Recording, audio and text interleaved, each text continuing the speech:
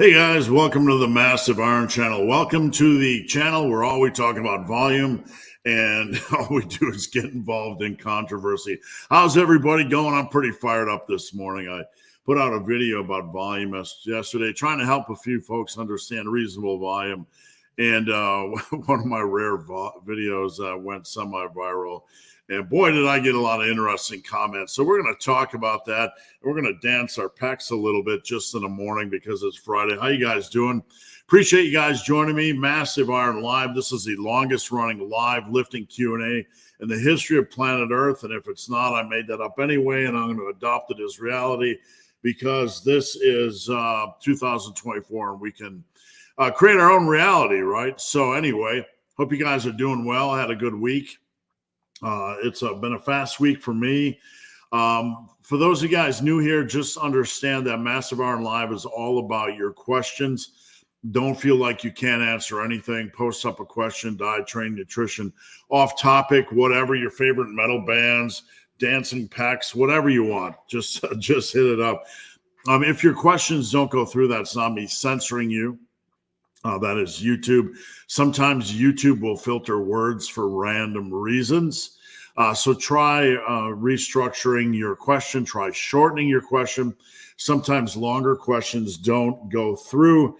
And try rewording it. If you have any naughty words in there. All right. How you guys doing? I am rolling along on my book.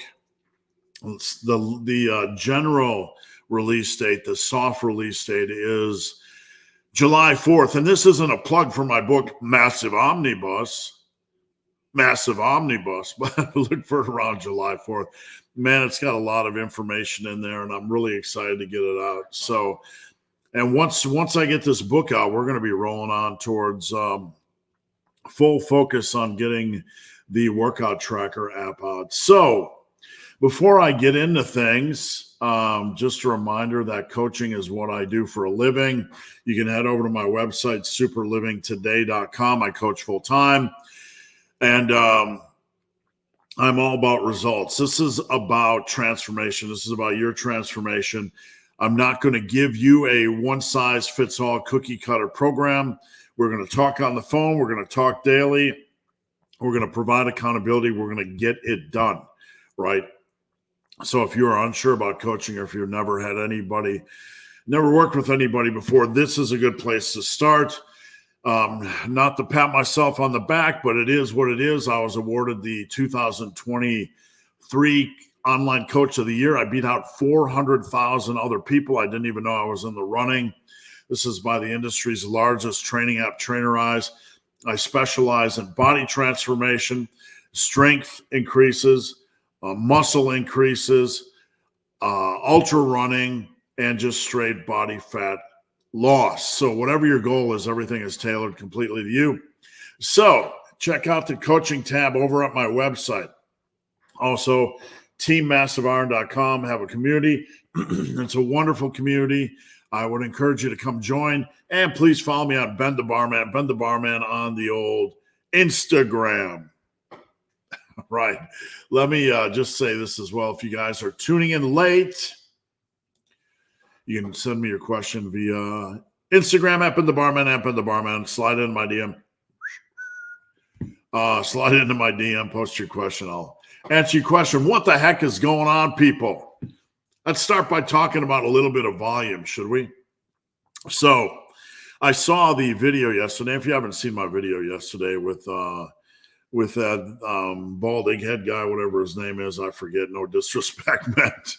I just hope people can take a joke in 2024. Cripes, nobody can, right? But whatever the bald guy's name was in Revival Fitness, I don't know who the bald guy's name was, but somebody shared the video on that video clip on Team Massive Iron yesterday, and I kind of got a kick out of it. And look, everybody gets not everybody, a lot of people on social media get really fired up because they expect you to know everything about every philosophy of every other coach in the world because they do, right?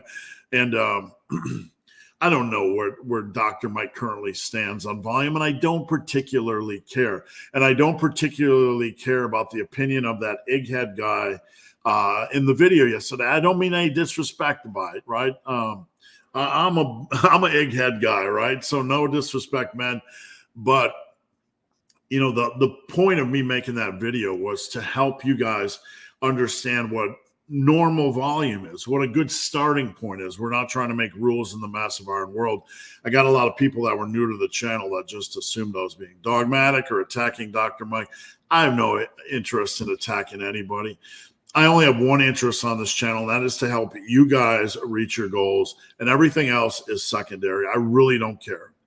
There's a lot of wackiness out there on social media.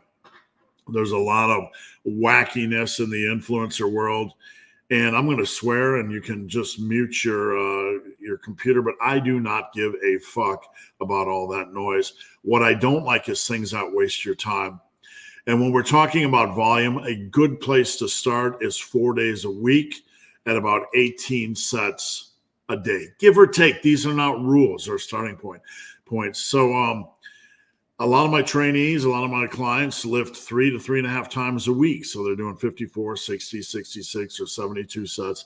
That's kind of the normal range for people that don't have all day long to train. Somebody left a comment yesterday saying, I encourage high volume and I'm a hypocrite, right?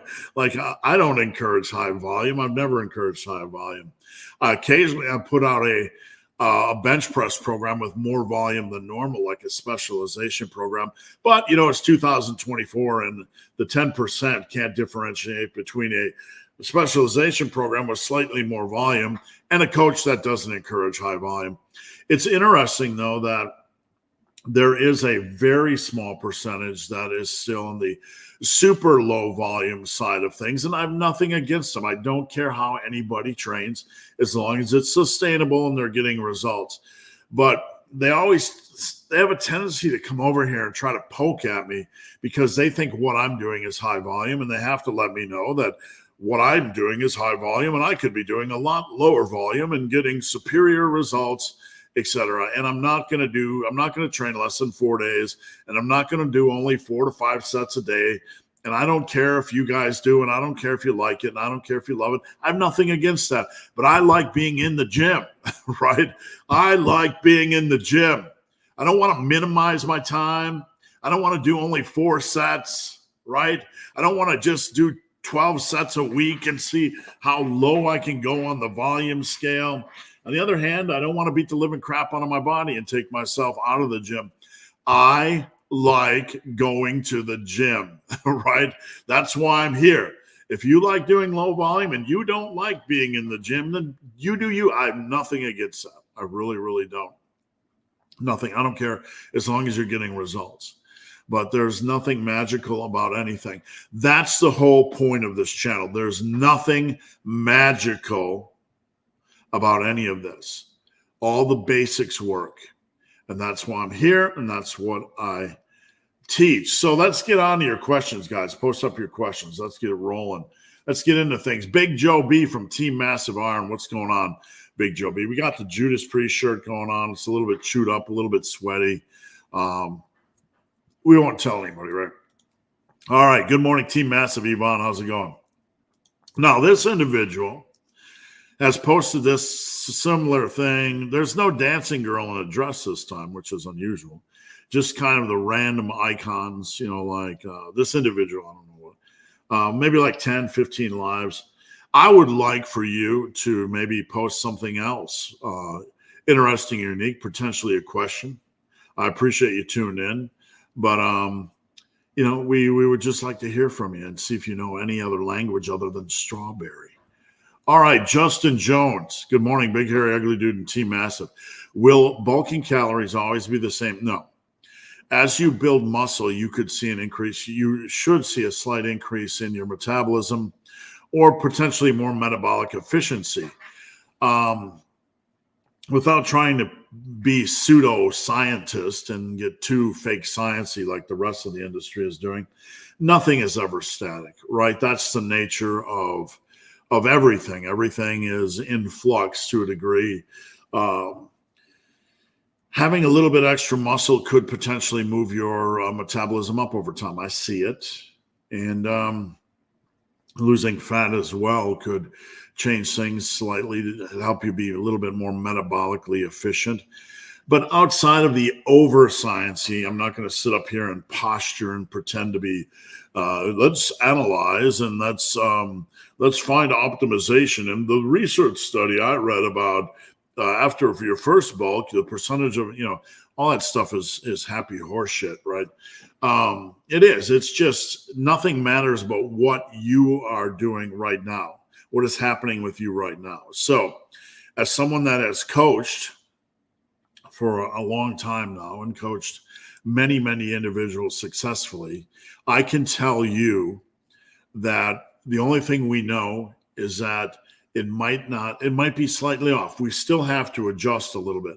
After you finish a cut, let's say you bulked at 3,000 calories last time, and I'm just giving a general number, right? Just giving a general number, just an arbitrary number. Could be 2,800, could be 3,500. I have a client right now bulking at 5,000. So let's say you bulked at 3,000 last time, okay? And you did a successful cut at you were pretty aggressive. You did 2,100 calories, and you got the weight off, and you want to go back on the bulk. So last time you bulked around 3,000, what we typically do is we will go a little bit milder than that 5 days after the cut. So I might say, let's do 5 days around maintenance level, 2,700, just to see what your weight does. Excuse me. That is a purple monster. I did have ice at one point. So we will do about 5 days around where you think your maintenance level is, maybe a hair higher. And then we'll just kind of wait for things to stabilize, and then we'll kind of build up into that bulk slowly. And if we know you were bulking at 3,000 next time, we'll probably just jump up there right away just to see what happens. So I hope that helps. Barbell Beauty from Team Massive Iron. She has been getting it on the cut and walking every morning. I see her. The first thing I check my Instagram. Ow. I think I just tore a shoulder reaching for my phone. That's what happens when you're old. But yeah, get on my Instagram, see Barbell Beauty on there every morning walking. How's it going? Big Thomas Mitchell, a client of mine. Good morning, Team Massive. Best impression of Robin Williams. For those of you that remember Robin, how much weight gain should come back the first week after ending the cut? A couple, 2-3 pounds. You should see a little bit of a change. I mean, when you end a cut, you are, I think I just got injured lifting up my phone. After you end a cut, you're going to see, you're going to have a little bit more carb intake, generate a little bit more intake of electrolytes, potentially sodium, a little bit more waste in the body. I mean, it's not dramatic, but that little bit of a change can cause some water retention, some minor inflammation, and you should see a couple, 2-3 pounds-ish in that range. But that's kind of, whenever I do a custom workout or, we look at bulking and cutting, there's always a wiggle room of a couple, 2, 3, 4 pounds. When you start a cut, you could see a dip initially of 2, 3, 4 pounds of water weight, depending on your conditions. When you start a bulk, you can see an increase of 2, 3, 4, 5 pounds. We really have to bulk and cut after that little break in or breakdown period, if that makes sense. Big Shelly Turner, she's a client of mine, and she's not big. She's just strong and, muscular, that kind of big. Sorry, Shelly, I'm used to calling everybody big. So you're Big Shelly Turner today. Since there's no exercise that is mandatory, what steps would you take before deciding an exercise is not for you? Do you not like it? And I'm not saying that sarcastically at all. If you don't like it, don't do it. Front squats are very alluring, and I see a lot of people drawn to front squats. But in the real world, when they start doing them, I would say 90% of my clients that do front squats don't end up liking them, and they remove them. We can analyze that all we want. We can go on paper and go, they're a nice front quad builder. We can do that, but the reality is a lot of people don't like them. I don't like them. Why? Who cares? I don't like them. It's not that we have to stick to an exercise. I have a longer torso and shorter legs. For some reason, front squats just don't like my mid back. It's okay to drop an exercise as long as you have a quality grouping of other exercises in the mix. You don't like it, drop it. If it bothers you, drop it. If it doesn't feel natural right now, you can play around with it lightly, but then you can't be shy about dropping it. The thing about lifting is there's so many quality movements for each body part that it's okay to drop a lift. We don't have to deadlift. We don't have to squat, but we do have to train hard with a quality selection of exercises. So if someone would say, I want to take out squats and replace it with leg extensions, I would say no. Not that leg extensions are bad, but we need to keep an equivalent level of exercises in the mix. So whatever we do, the big picture of our exercises for that specific area has to be reasonable. Now, when we talk about specific areas, when I talk about major or minor body parts, it's more like major or minor areas of focus. Like major areas of focus are the chest, the delts, the back, and the quads. Major areas of focus. There's carryover in these areas. They're going to hit other things. Your back work's going to hit your traps and your biceps and your rear delts. Your pressing work or your chest work is going to hit your front delts and your triceps and other things, and so on and so forth. Your overhead pressing, your delt work is going to hit your traps. It's going to hit your triceps, etc. So when we talk about body parts or major body parts or minor body parts, when I say that, we have to have a reasonable selection of exercises for each body part, each area. Just understand that we're talking, just have a bigger picture, right? When I call like hamstrings a minor body part, it can trigger some people, but it's a more minor area of focus in general, because once we get done with our deadlifts, once we get done with our quad work, our hamstrings are worked to a degree. And it's not that the hamstrings are a minor area. That doesn't mean a small muscle group, but we've already worked them to a degree. So we're just going to add in maybe 6 sets a week for them on top of what we do for quad work. It's not that we don't want our hamstrings to grow, etc. So I just want to toss that in a little bit and talk about major and minor areas of focus just to clear up any confusion. Big Mike M, what's the deal, man? What's the deal with volume? If I do 72 hard sets per week, do I put muscle on faster than if I did 54 hard sets per week? Over a 10-year period of time, it's not going to matter. It's not. And I can get into the math if you want. We can do a deep dive if you want.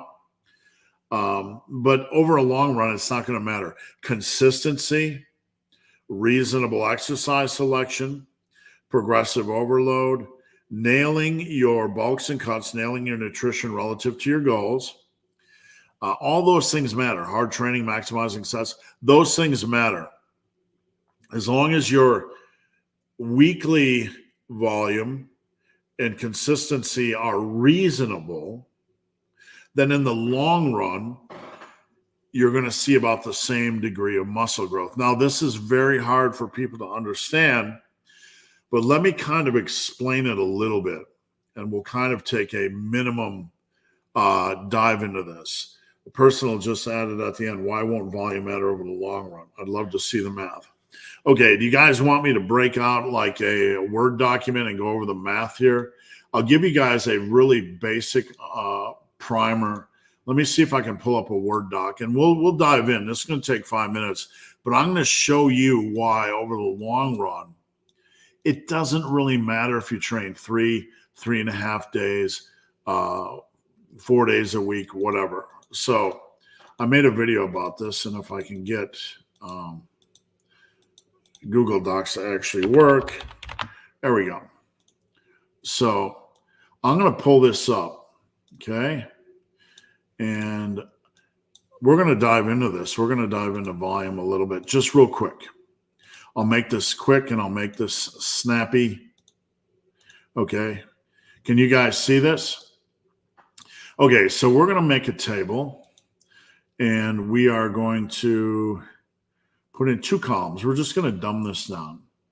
And let me just do the page setup so we can maximize our space here. Boink. All right. Maximize our space. So we will center things. Where's the center? Where's it? Whoops. Now I just kind of messed myself up. Center align. Hey, center align. Boop. Okay. So we're going to go low volume. And we're going to go, no, we'll go low volume, mild as far as results. Okay. Let's just say our low volume guy, girl, whatever, guys, speak in general, and let's say they're training, let's just say 3 days per week on average for 3 days a week for 10 years. Okay. I mean, no one really trains 2 days a week over 10 years. And we don't want to do ridiculous examples. But let's say we have a high 5 day a week. Okay. And this person is seeing great results, about as good as you can get.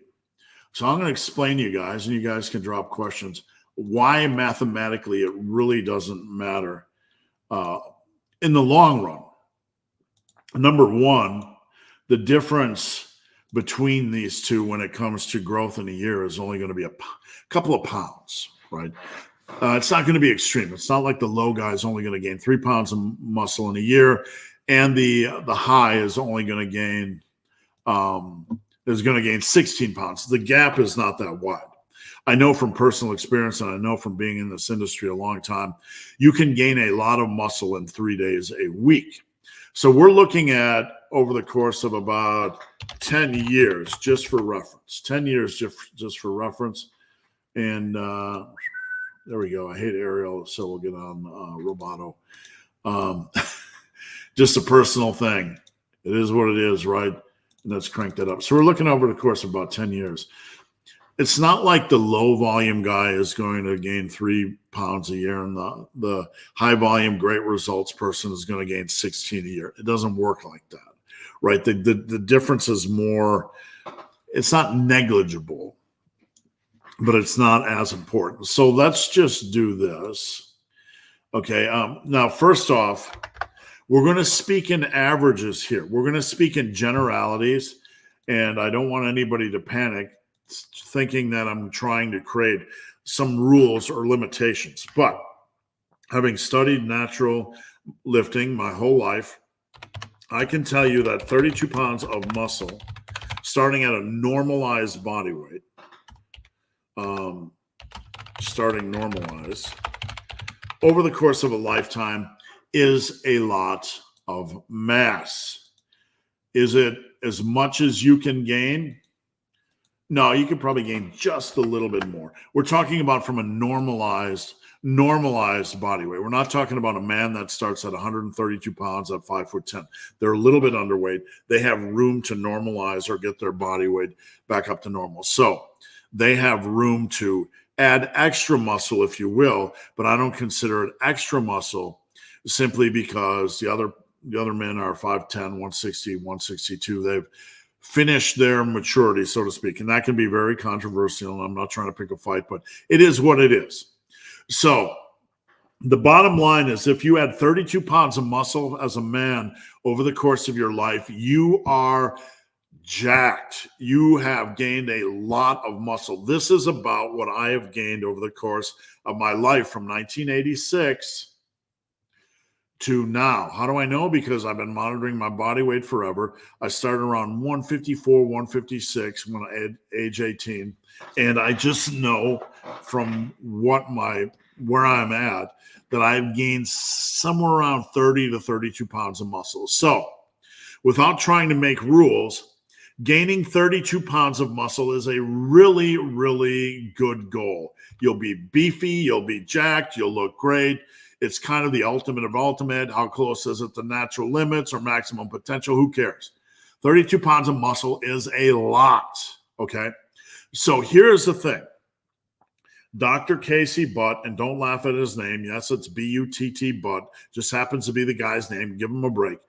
Studied this extensively, probably more than anybody. And a lot of the research and understanding we have today on natural potential is created off his foundation, or is pretty close to what he found out. So we found out in an optimal world, optimal, meaning probably the best you can do, you could probably gain about half.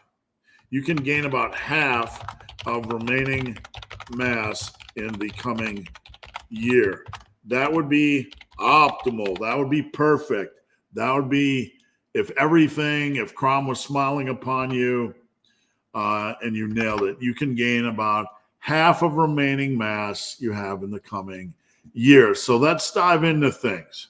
That's optimal.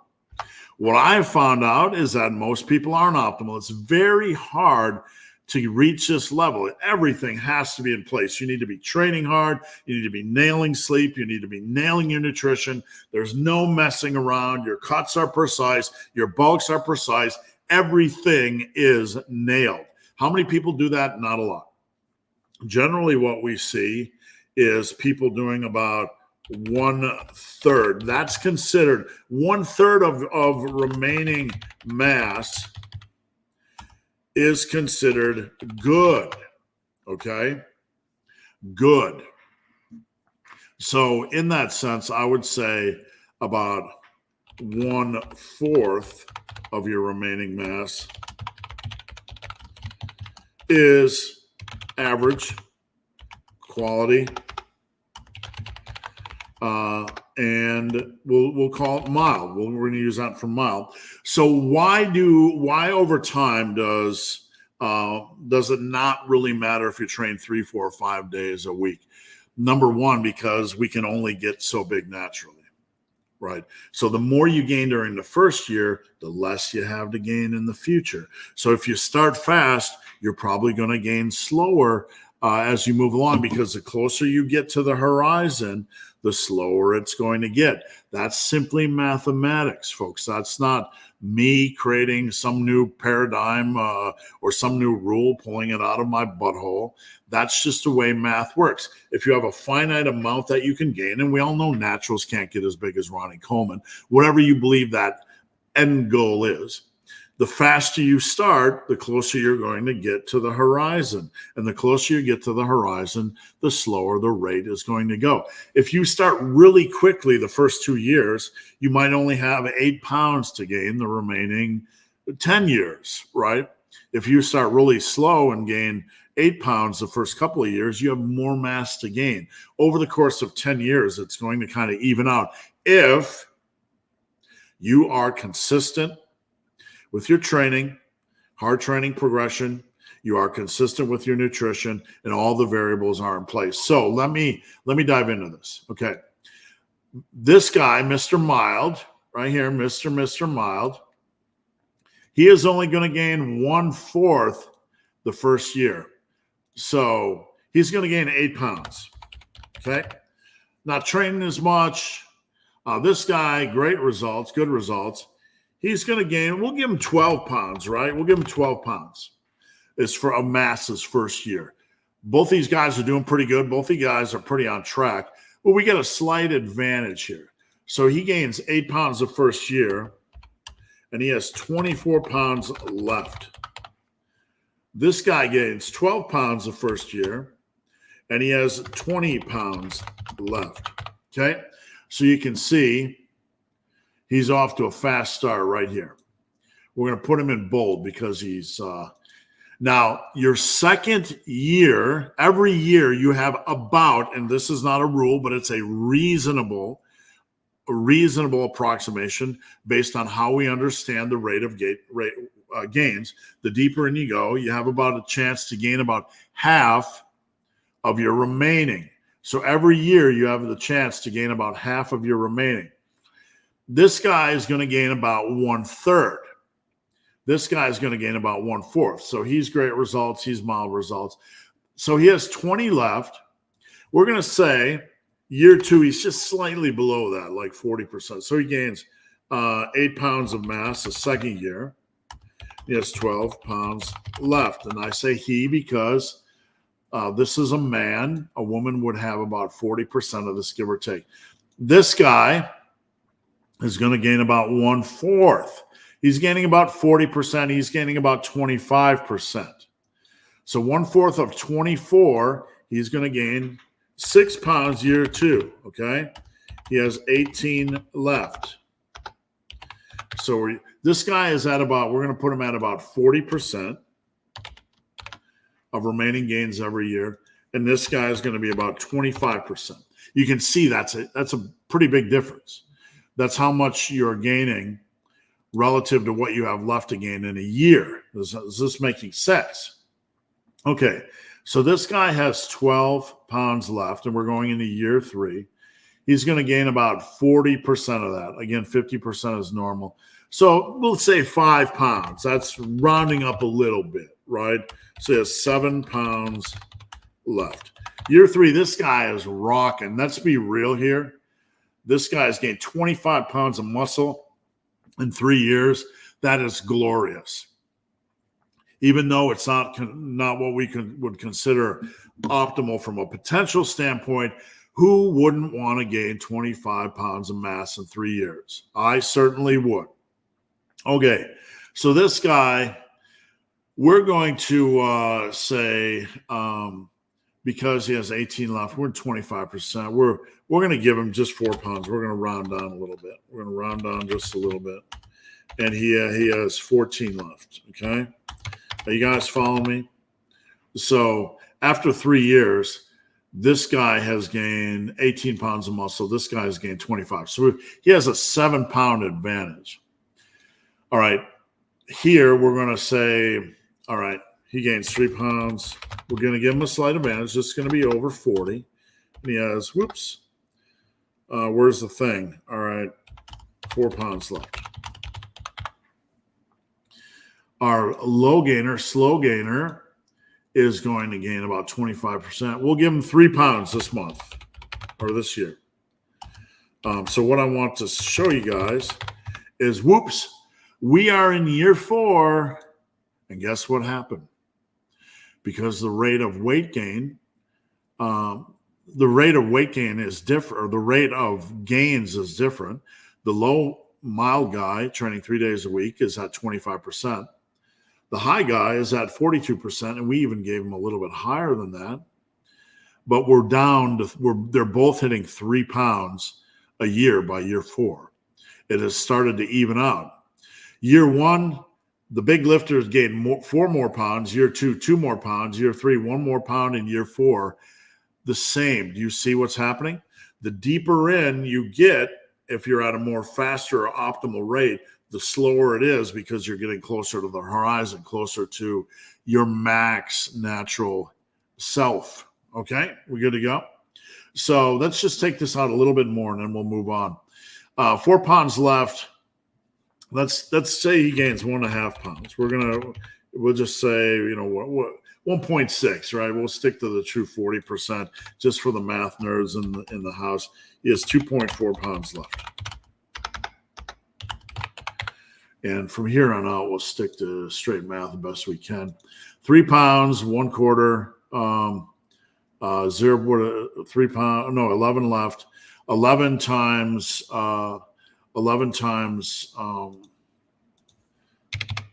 let's see, 11 times 0.25 is 2.75. Okay, so he gains 2.75 pounds of mass. And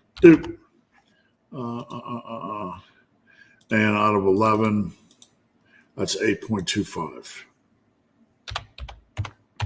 So here by year 5, you can see he has a lot more mass to go, and he doesn't have much to go. Look what happened here. All of a sudden, we're going to unbold this, because all of a sudden in year 5, the slow gainer started to gain more muscle than the fast gainer. Why? Because he has more left. Even though he's gaining at a slower rate, he just caught him year 4, and year 5, he actually put on more mass. So We just take this out one more year 6. Okay, 40%, that's 0.96, 0.96 pounds. And, we're at 1.44 left. Okay, so the guy that's gaining at a fast rate, he's kind of capped out early, and he's kind of in cruise control. He's still training the same. He's still making great gains. This guy right here, we're going to give him 2.06, right? 2.06 without getting too ridiculous into the decimal point action. And where are we at? So he has 6.19 left. So you can see here he's out gaining the fast gainer. It's just math, folks. And I don't mean to bore you with math, but the issue is you have a finite level of mass a natural can gain. I'm not trying to limit anybody, but if you look at naturals over the last 70 years, they're about the same at the end point. Steve Reeves is no different than Jeffrey Verity Schofield. If you think he is, you're probably smoking crack or live in a fantasy world. And I don't mean that politely. I mean that bluntly, right? Because that's reality. If you study natural lifters, the lifters now are no bigger than the lifters they were then, where they were then. Grymick and Reeves and Reg Park, they're not any smaller than Jeffrey Verity Schofield or Alpha Destiny, Alex, or anybody. Right. They're the same. It's the same. Natural capacity, natural potential doesn't change over time. And if you think it does, and if you think the modern guys are so much bigger than the older guys, this probably isn't the channel for you, because this is a channel founded in reality. So, because the natural potential is pretty much, and we're not trying to create a rule, but we all know it caps about at the same place. Whatever that place is, if you start out faster and the closer you get to the horizon, the more it's going to slow. If you start out slower, you're going to have more of a 45-degree angle. It's going to more rapidly approach the horizon in the last 3 years. So what happens is if you start out training 3 days a week and are very mild results, only 25% of your remaining muscle each year. If you start out 5 days a week, you have great results, hitting 40% of your remaining muscle every year. Mathematically, you're going to start out fast, but then because you have less mass to gain at the end of the road, this person's going to catch you. Now, this is 6 years. If we take this out to 10 years, you can see there's just going to be a trivial difference. And I'm not going to bore you with 4 more years of math.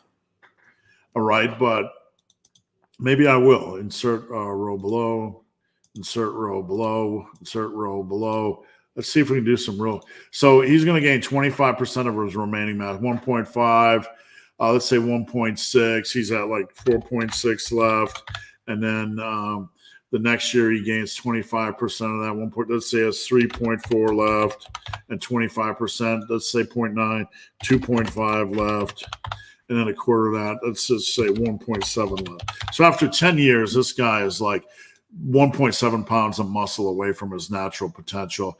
This guy's going to gain about 40% of it, about 0.6. Let's say he has about 0.85 left. And then 40%, 33. Let's say he has 0.52 left. And 40% of that, 0.32 left. And 0.24 left. Okay. So after like 10 years, even though this guy has an advantage, it's like 1.5 pounds, right? But this is a ridiculous example. This is an example that doesn't occur in the real world. You don't have 2 guys, one guy only training 3 days, and one guy only training 5 days. There's so much more variance. There's so much more life over the course of 10 years.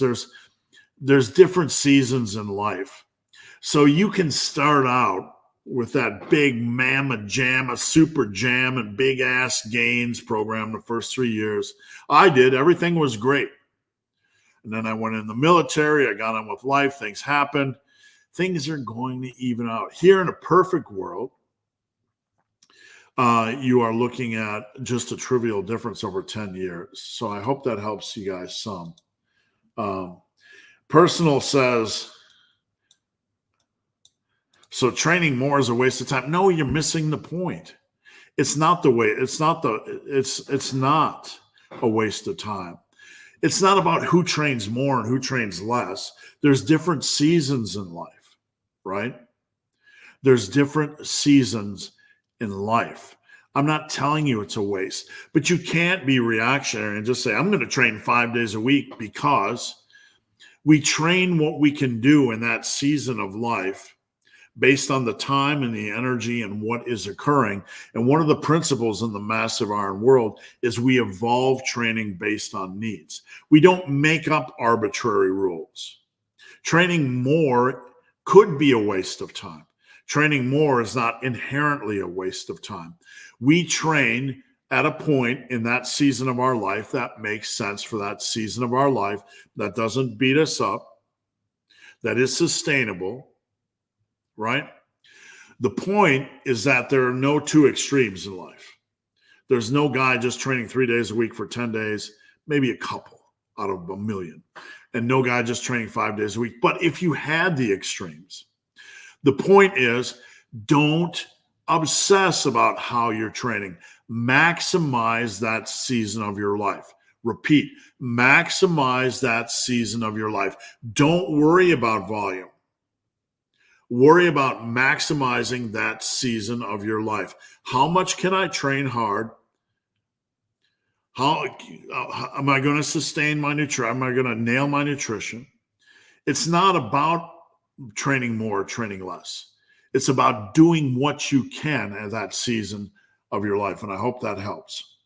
Of course, over the long run, all I'm trying to tell you guys is if you train optimally, or not optimally, if you train hard over the long run, you don't have to worry about the low seasons. Is that making sense?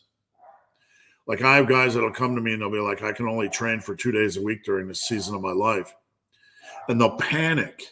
The point I'm trying to make is, don't worry about that, right? Don't worry about those low seasons. The point is, it all evens out in the end if you just continue to train hard. All right, let's roll on. There's some serious math for you guys early on Friday. So, is there a progression approach where the rep goal is only on the first set? No, because here's why.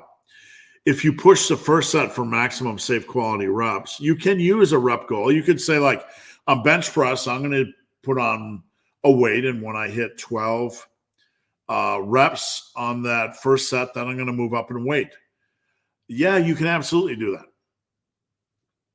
Just know that your second 2 sets are probably going to be pretty close to failure, because when you push the first set hard, you could arbitrarily set a rep. Like, let's say on bench press, I'm going to move up in weight when I hit 12 reps on the first set. Great. What are you going to do for the next 2 sets? You're going to have to create an arbitrary target. On the next 2 sets, I'm just going to do 10. That's great. But when you get in the gym and you're pushing, you're not going to hit 10 on both of those sets, because you're trying to hit 12 on the first set. And both of those 2 sets are probably going to end up being pushed close to failure. That's okay. And I'm not saying that's wrong. But what I'm telling you is, when you push that first set, and that first set's probably going to be for maximum safe quality reps, when you push that first set deep, the second 2 sets are also generally going to be pushed deep, at least most of the time. Does that make sense? Is it okay if a lot of exercise, rep ranges don't matter, Justin, as long as they're reasonable. You got to get off that overthinking train. I mean that politely. You use the rep range that makes sense for you on that exercise. It doesn't matter if you do 8, 8, 8, 8. But here's the thing. If you decide to put together a program that has 8 reps for every exercise, that's arbitrary. I know immediately that you just said every exercise is going to have 8 reps, right? And I don't mean any disrespect by that. What I'm saying is, that's arbitrary. You want to put together a rep scheme that makes sense for you on that exercise. And a lot of times that comes with time. I do not like to do more than 6 reps on pendlay rows. Why? Who cares? I don't. I don't like to do more than 6 reps on pendlay rows. So I do 4 sets of 6. I'm a little bit lower on pendlay rows. On dumbbell rows, I like to do 20 reps. Why? Maybe I'm crazy. I don't know. That's what I like to do. On bench press, I like to do a lot of 10s. On squats, I like to do a lot of 6s. I don't like to do a lot of higher reps on squats. As long as the rep range is reasonable and you're pushing for progressive overload, you're absolutely fine. There's no issue at all having the same rep range for every exercise, other than the fact that it's arbitrary and it doesn't make sense, right? So you guys have to be willing to move the rep range to fit the exercise. So on pec deck, you're not going to do 3 rep sets, and on bench, you're not going to do 50, right? So reasonable is reasonable. People will say, what is reasonable? It's reasonable, right, compared to the history of lifting. Let me get a drink.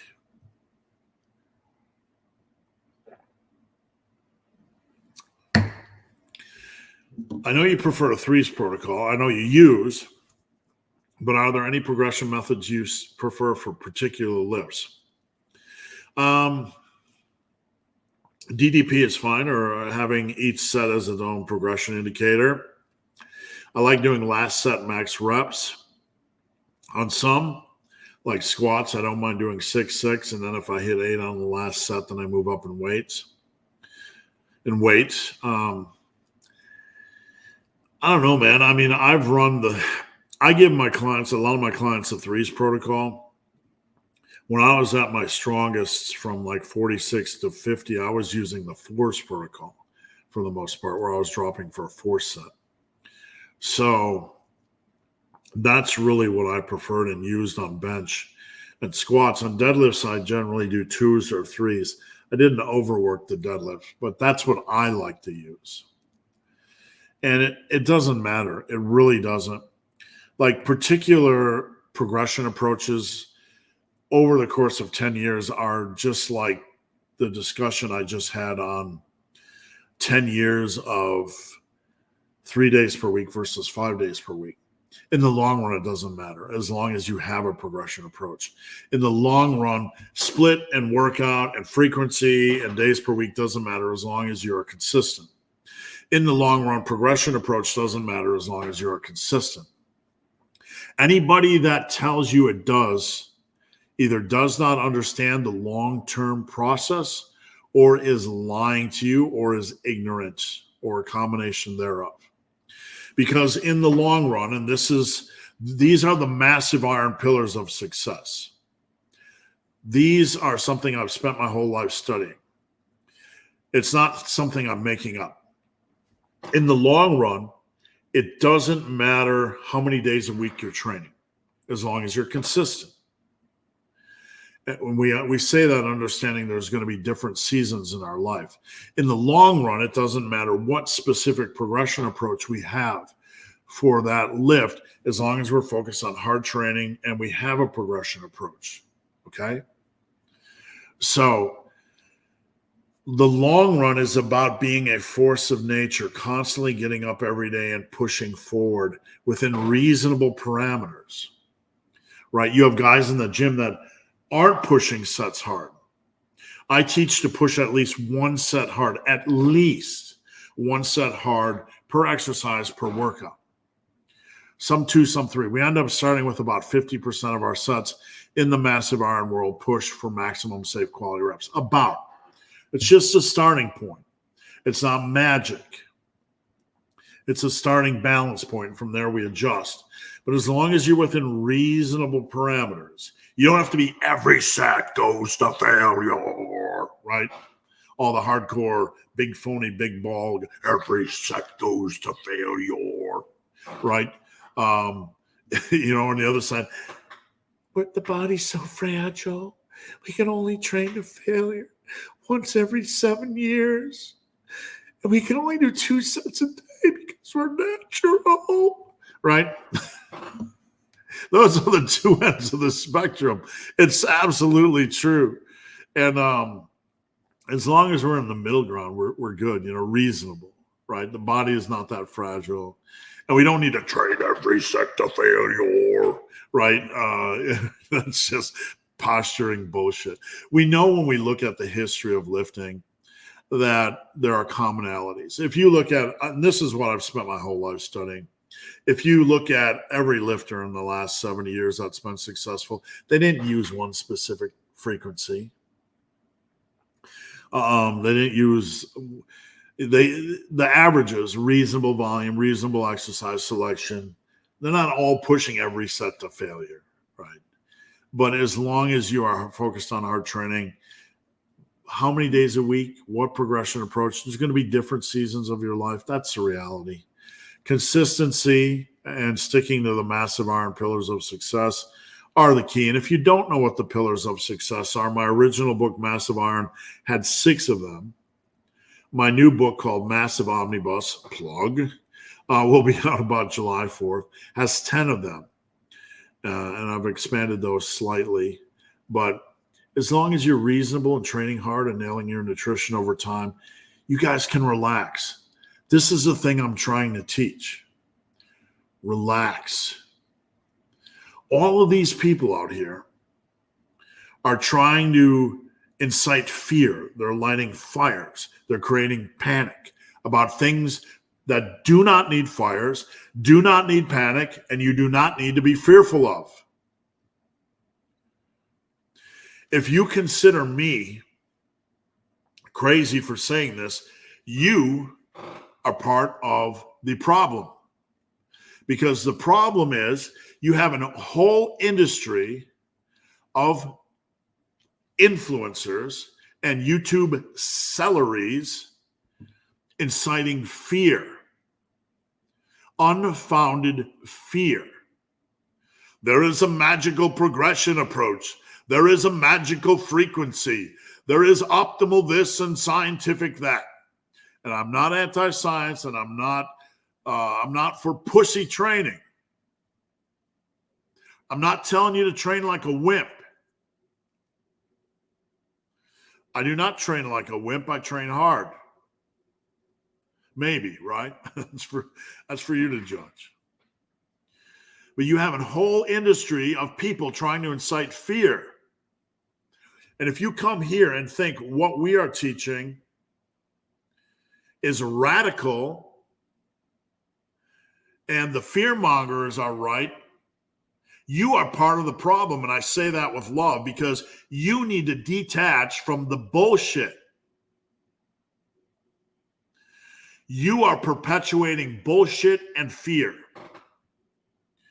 In the long run, it does not matter what program you use because you can use a variety. I've used a variety of programs over 10 years. Programs don't matter. What does that mean? I can do whatever I want in the gym? No. You pick a good core group of exercises, 10, 20, 15, whatever. You pick your core group of exercises. Every program is going to have the same basic core exercises anyway, the ones you like to do. You focus on improving those exercises and working those exercises hard. It doesn't matter how you structure them in a fucking program. Steve Reeves didn't use the same damn exercise for 20 years, basically. So did Reg Park and Doug Hepburn and Arnold Schwarzenegger and Ronnie Coleman and every fucking body else. They use the same damn exercises, folks. How you slice and dice them in a program doesn't matter. Use the program that you like. That's why I come up with different program variations. So you can slot in things however you want. But when somebody comes along and lights a fire or incites fear that you have to use a specific frequency or a specific program, they are full of shit. And when we start to drink the Kool-Aid and believe that stuff because we want to believe in some optimal fucking fairy tale rather than reality, then we are part of the problem. They are part of the problem.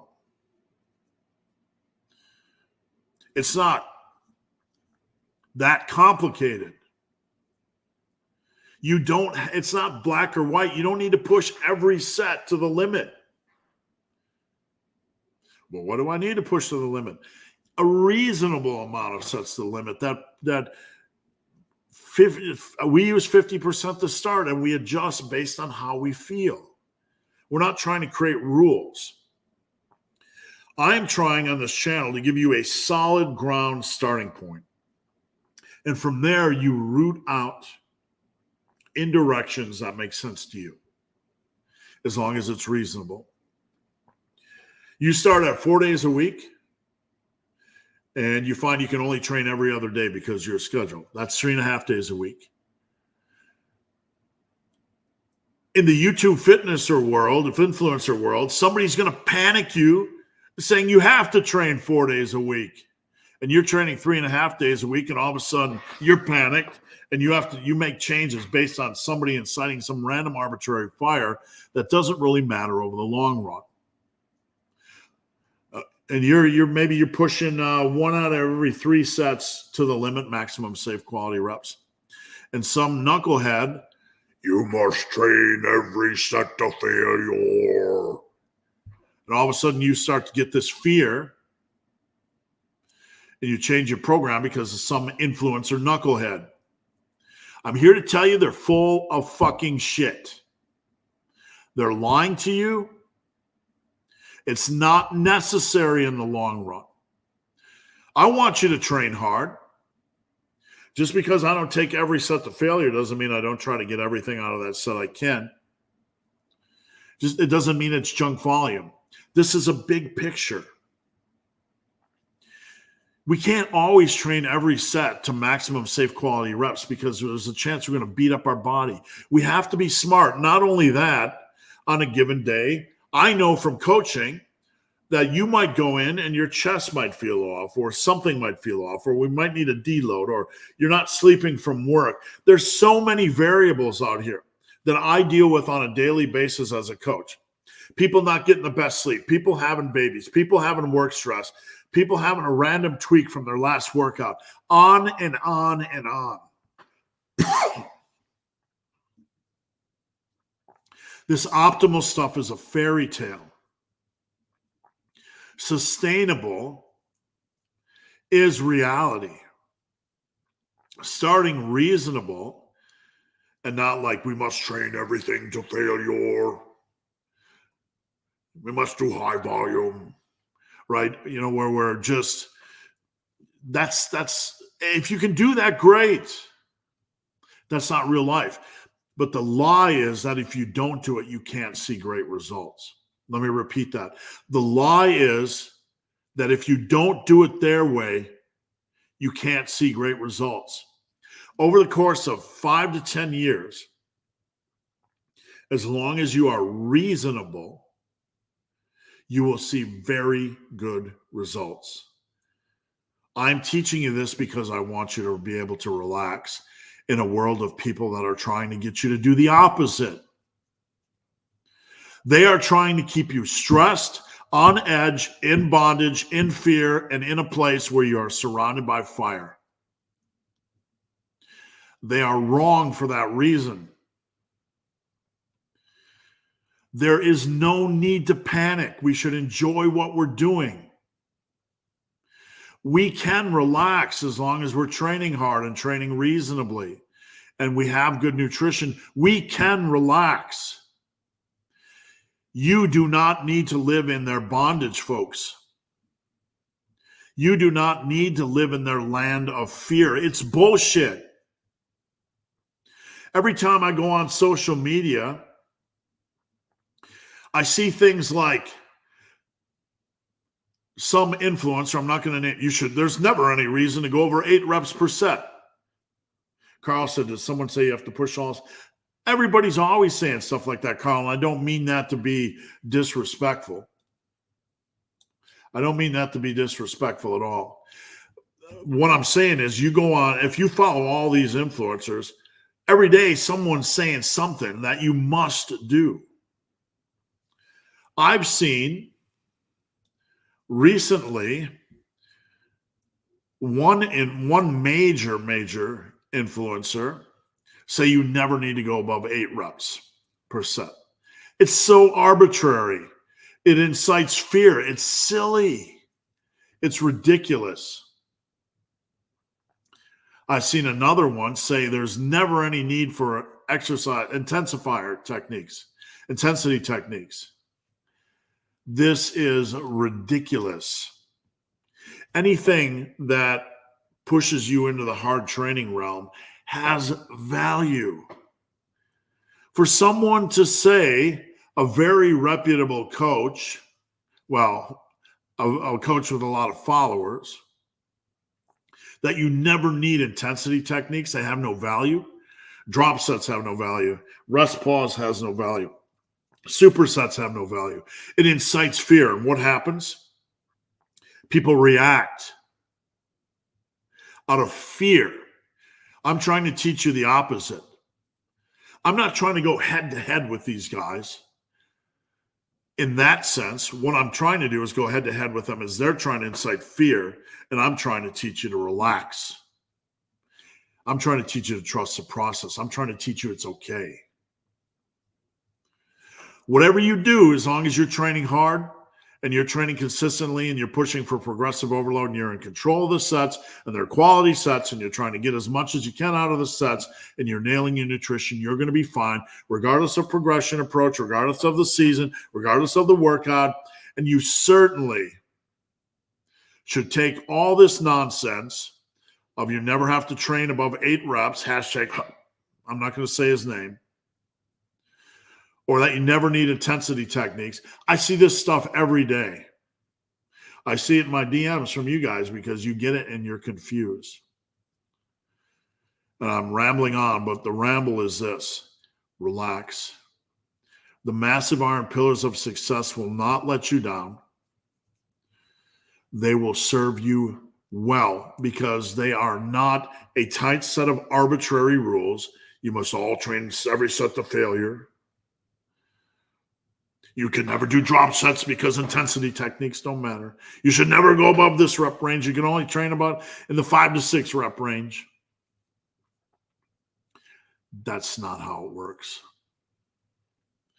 If you doubt me for a second, just look at every program from 1950 to 2024. I know because I've spent my life studying these programs. I spent my life interviewing natural bodybuilders.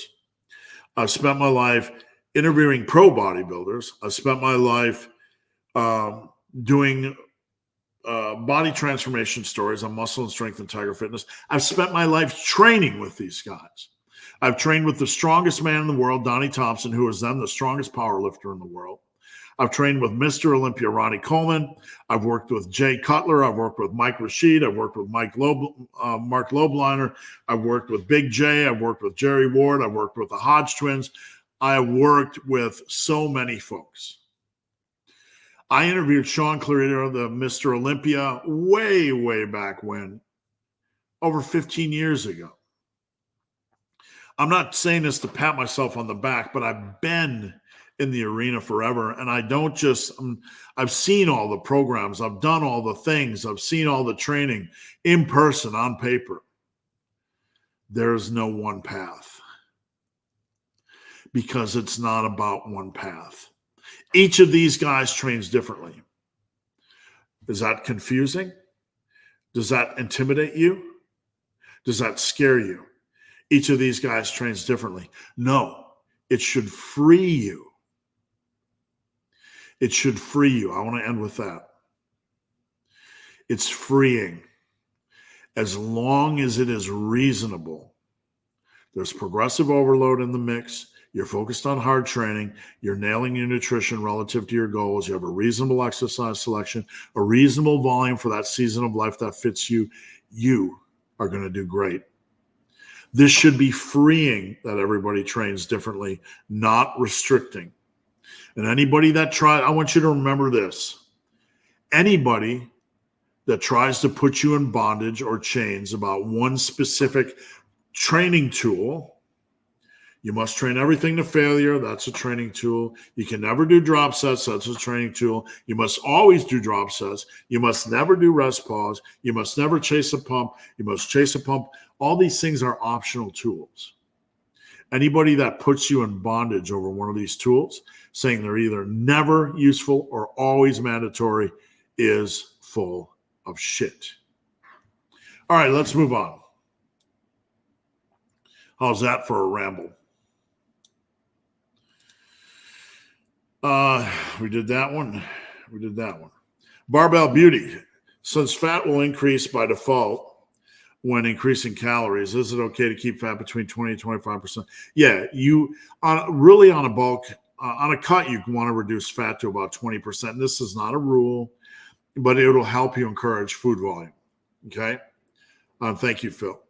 It'll help you encourage food volume. On a bulk, if you prefer carbs or protein or leaner proteins, it's okay as long as your fat intake's at least 20%. Having your fat intake at least 20% ensures that you're getting enough fat for your organs and your skin and your central nervous system and your brain and that sort of thing. 20-25% range is reasonable. Jack it up to 30 if you're having a harder time getting in your calories, etc. Dumbbells and Donuts. Happy Friday, fine folks of fitness. Hope you're all having a fantastic weekend. Hope you get some downtime. Thank you. I'm going to be finishing up my book this weekend. I'm super excited to just get on with that and continue that. I think I'm going to start using the safety squat bar for calf raises instead of regular barbell. Should I be elevating the front of the feet? Only if it's stable. Like he trains at home for reference. And when you're doing calf raises at home, you can either do in the rocking style or having the foot elevated style. If you're doing the front foot elevated, I recommend having something for balance. So safety squat bar, if you could kind of hold the rack and keep the weight up and go up on your tippy toes, then that's fine. A rocking calf raise you can do as well, where you're not rocking all the way back and raising your foot, but you rock back the weight on the back of your foot, and then you rock forward and go up a little bit. Then you rock back and the weight's on the heel of your foot, and then you rock forward and the weight is up on your toes, if that makes sense. So you can do either, just make sure it's safe. Big Jimmy Cooksworth. Howdy, Steve. Kyle here, client of mine. How important is the amount of time resting between sets? Just rest reasonable. This is one of those bondage things where people are going to tell you, you must do this, you must do that. We are servicing hard training. What is the end goal? To maximize the next set. What is your goal in the gym? To maximize the next set. We maximize the next set when we attack it when we feel physically and mentally ready to go again. So there's going to be variance on a given day. You could have one set kick you harder than another. One set you might be ready to bench again after 2 minutes. One might be after 4 minutes. You rest until you feel physically and mentally ready to go again. That's the rule, because what is the end goal? To maximize the next set. Capiche? Stein, how's it going? Stein, happy Friday. Big Harris, how's it going? Howdy, Team Massive. Low-fat milk versus Greek yogurt. Which one is a better choice on a lean bulk? Milk has a lot of phytochemicals and good nutrients. So does Greek yogurt. But if we're in a punching match, right, and we only get to choose one, we're going to go with the low-fat Greek yogurt because it's a higher protein level. We remove low-fat milk, still can have the milk sugars in it. Lactose. So, Greek yogurt, it doesn't have the fat, but it also doesn't have the extra carbs. We can get in more protein and nutrients. I think it's a better food volume choice in general. On a lean bulk, though, on a cut, Greek yogurt wins. But it's all personal choice. On a bulk, on a lean bulk, it doesn't matter. Whatever helps you reach your goals. Both would probably be the best. If we're looking at maximizing our nutritional profile, then we probably want to use both. Like, what's going to be better from a nutrient standpoint on a bulk? If we do seafood, if we do beef, if we do pork, we do chicken. All of them. Okay? All of them. A spread, a buffet, if you will. A variety. Everything has its own little pocket of nutrient uniqueness. So if we're on a lean bulk and the world is our oyster, so to speak, we want to probably use a variety, use a reasonable variety. We don't have to go crazy. I like to use a variety of animal and plant-based each week. What do I have in my fridge right now? I have beef, I have bison, I have venison, I have bratwurst, I have steelhead trout. I'm just trying to think. I have chicken wings.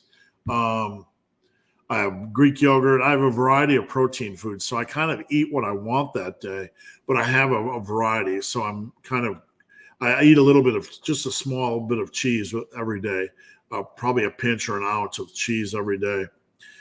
So a little bit of variety. And the same thing with plant-based. You do not have to go crazy, but a little bit of weekly variety goes a long way if you're into that sort of thing. Big Eric, the beard of redness. Massive morning. Got any vegan weightlifting? Got my vegan weightlifting belt in, made out of tree shrubbery. Ready to try it out and get some squat threes. Good luck. Let me know how it goes. Let me get a drink here. Big Billy Baker, recline one.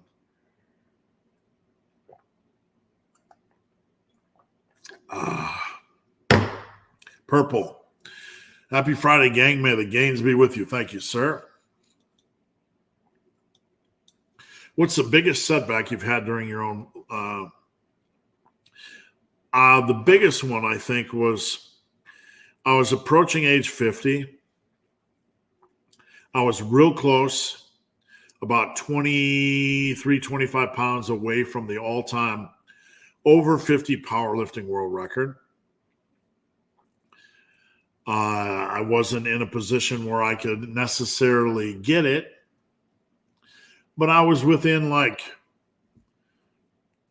a distance, 20, 30 pounds. It was exciting for me. And I wasn't specifically training for powerlifting. I was just kind of doing power building, right? Just my normal training.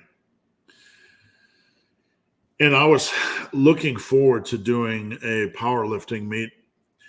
I didn't have any grand delusions that I would be the greatest, set the world record.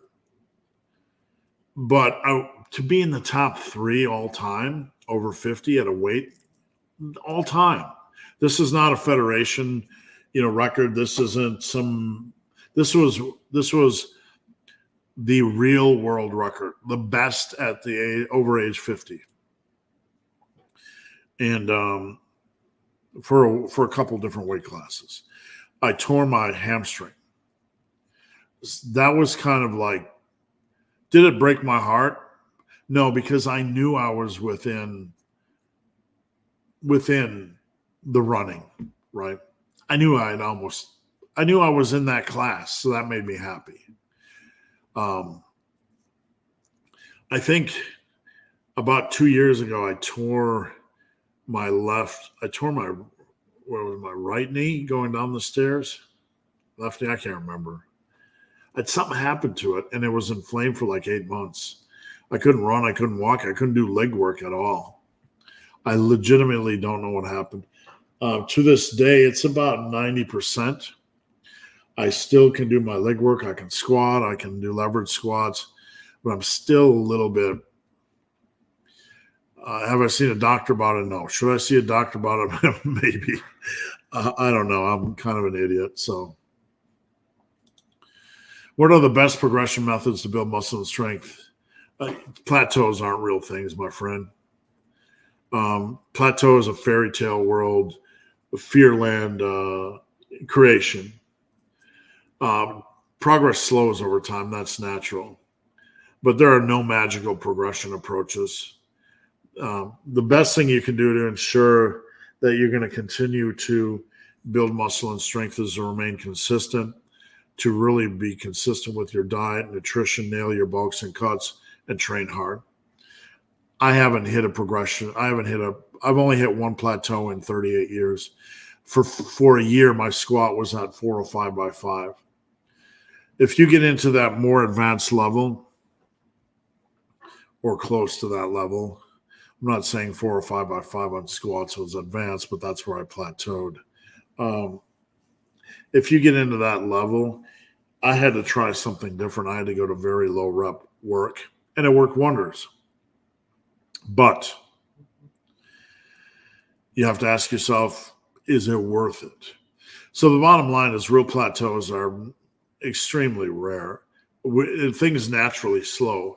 If you are going to just search my channel, search the word plateau. If you add, let's say you bench press 225 for 5 or 185 for 5 or whatever it is.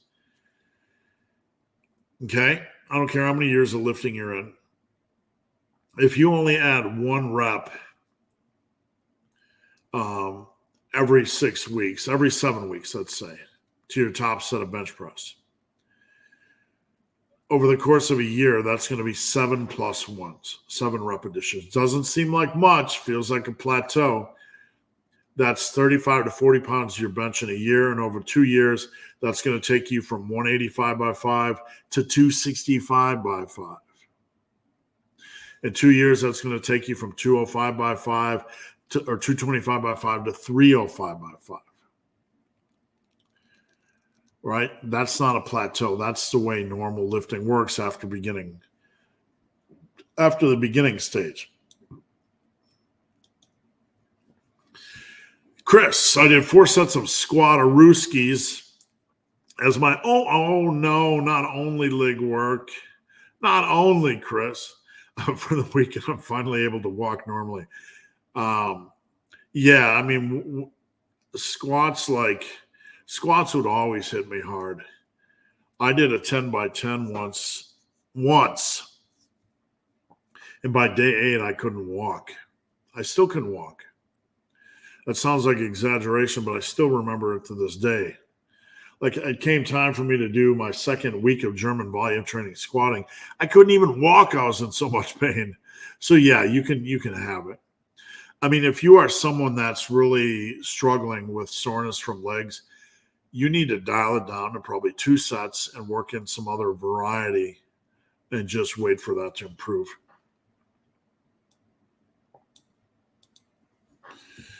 Do you think it would be okay to wait a couple of weeks into my bulk to start benching twice a week and allow for more? Yeah, I mean, that first week or 2, you can kind of ease into things. And then when you feel in a good position, then you can ramp it up. Absolutely. That's not a bad idea. I always have a lot of questions. Hey, that's what I'm here for. Ask all the questions you guys want. Is it okay to do partial reps after reaching max reps on the last set? It depends on the exercise. Like rows, when you hit a slowing of speed on a row, that's basically failure. If you want to do a couple jerkier seated cable rows that are focused on your back, because that's the key thing, then you can do them. But you have to be focused on your back and not just jerking with your arms and your bicep connective tissue. Does that make sense? Why do so many jack guys, Sam Sulak, Aaron Bugenhagen, always so out of breath? I don't know that they're out of breath. I don't know anything about them. I can tell you though, I'm no chemical expert by any means, but the internal fat, the visceral fat, I heard at some point that using insulin can cause an accumulation of internal fat. So one could remain lean from a bodybuilding standpoint and still have internal fat. I don't know this to be the gospel because I quite honestly am no expert on PEDs. But I think any degree of internal pressure is going to lead to that. So I don't know if there's any degree of muscularity or visceral fat that's, pressing on the lungs, so to speak, but that could be a part of it. Also, the body The heart has to work harder the more weight you have to shuttle blood and stuff to the muscles and every cell in the human body. So if you're 170 pounds, or if you're 260 pounds, 270 pounds, whose heart has to work harder, right? That's the question. So if you have a bar on your back on a squat, who's probably going to be out of breath more? Who's probably going to be out of breath more just walking to the old mailbox? Big Brutus Beefcake, how's it going? Thanks for tuning in. Is it okay to run? Absolutely, man. Absolutely. The body is not that fragile. As long as you're gaining weight and your calorie intake's good on the bulk, you need to do whatever you love to do. Running, swimming, bowling, whatever you want. All right, guys, we're about an hour and 22 minutes in. We got some great questions. We're rolling today. This is one of the best lives in a while, so keep it coming. I'm going to stay on as long as you guys have questions, or until I run out of energy drinks. All right. Big Ryan Underwood.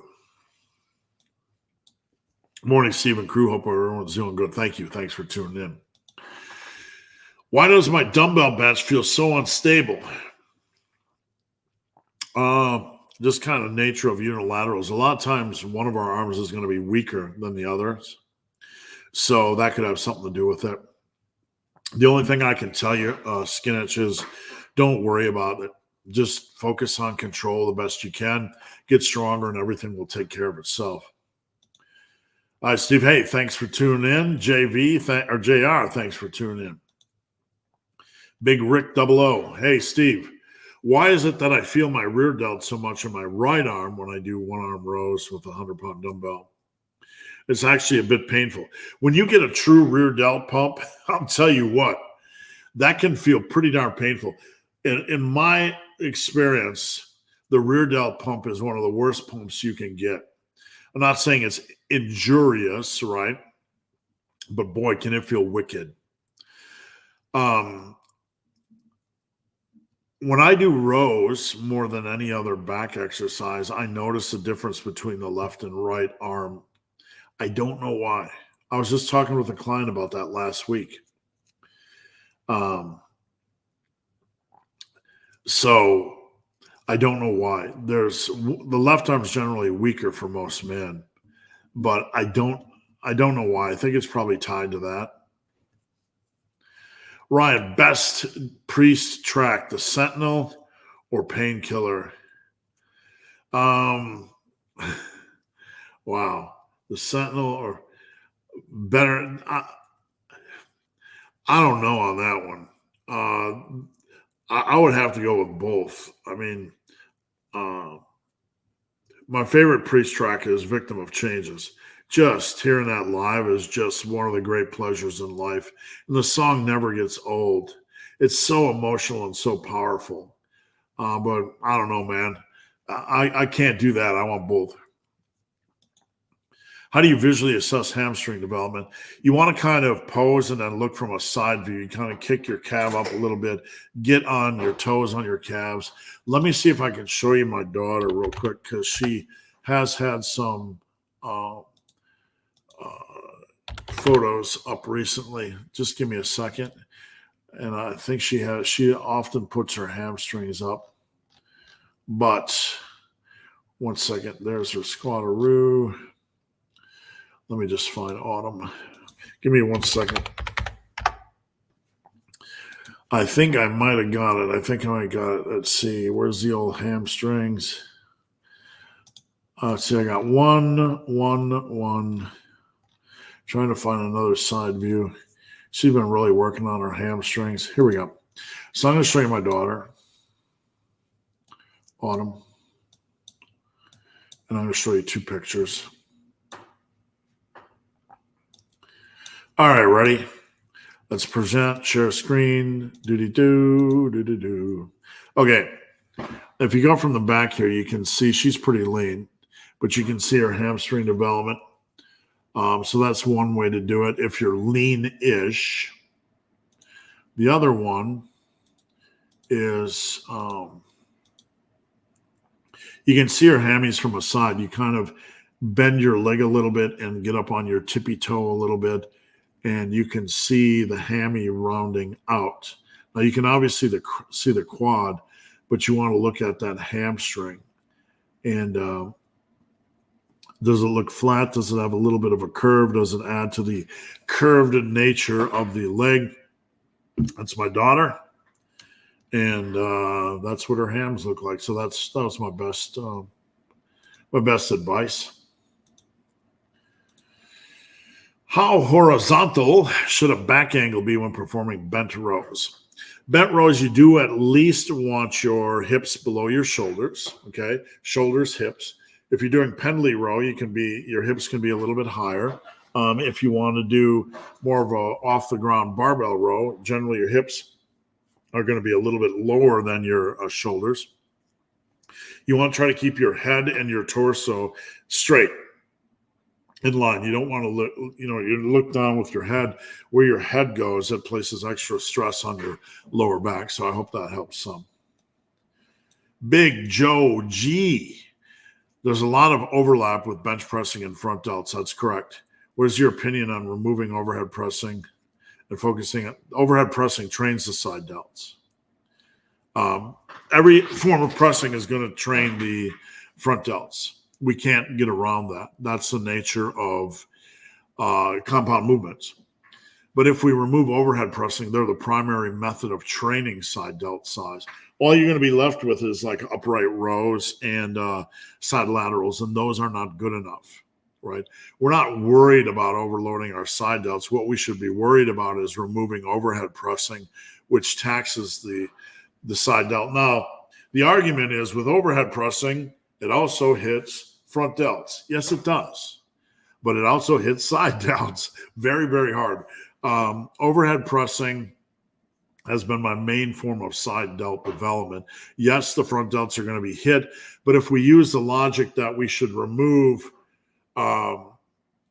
overhead pressing because it hits the front delts, where this logic falls apart is that bench pressing hits the front delts harder. So if you don't want to hit the front delts, all of a sudden you have to remove bench pressing and overhead pressing, and you're left with nada. So do both. Did you just assume we can't take a joke? So many can't take a joke, man. If I called that guy in my video yesterday an egghead, I'm not meaning it maliciously, right? We used to be able to bust each other's balls, back in the old days, right? We used to be able to bust each other's balls, literally and physically, and we used to be, back in my day, we could take a joke, right? Back in my day, we weren't so hyper fucking sensitive. If I called somebody an egghead, they didn't have to make 7 billion fucking videos and respond, right? Like, oh my God. I don't mean it maliciously. I mean, I don't know the dude, but, I get along with basically anybody that's not a pussy that can take a joke. So, I don't meet too many people I don't get along with in person. If I sat next to the guy, I don't know what he's like. But I'm pretty sure I'd be able to hold an intelligent conversation with him. But the internet, everybody's got to fire shots over the bow, and everybody's got to be reactionary. Oh no, someone doesn't like my training style. If someone doesn't like my training style, go follow whatever training style you like. I mean, seriously, it's just exercise, right? But yeah, man, so many people can't take a joke. Everybody's hypersensitive about everything. It can be maddening. Big JP. Realistic time frame for having that yoke physique, especially for someone getting started with direct trap work. A couple of years of hard work, is reasonable. And I know that sounds like a long time, but if you really nail your shrugs and power shrugs and static holds and things like your deadlift, you're going to be in good shape. Overhead presses contribute to the traps as well. Or trap development. Big Jonathan. Happy Freitag on the Power Muscle Burn program. It says 2 to 3 sets for most exercises. When to choose one over the other? Good question. My mentor that gave me the bones of that program initially, Dr. Mike. That's funny, isn't it? It's not Dr. Mike Israetel, but it was a different Dr. Mike. Anyway, it's just kind of ironic. The Power Muscle Burn program.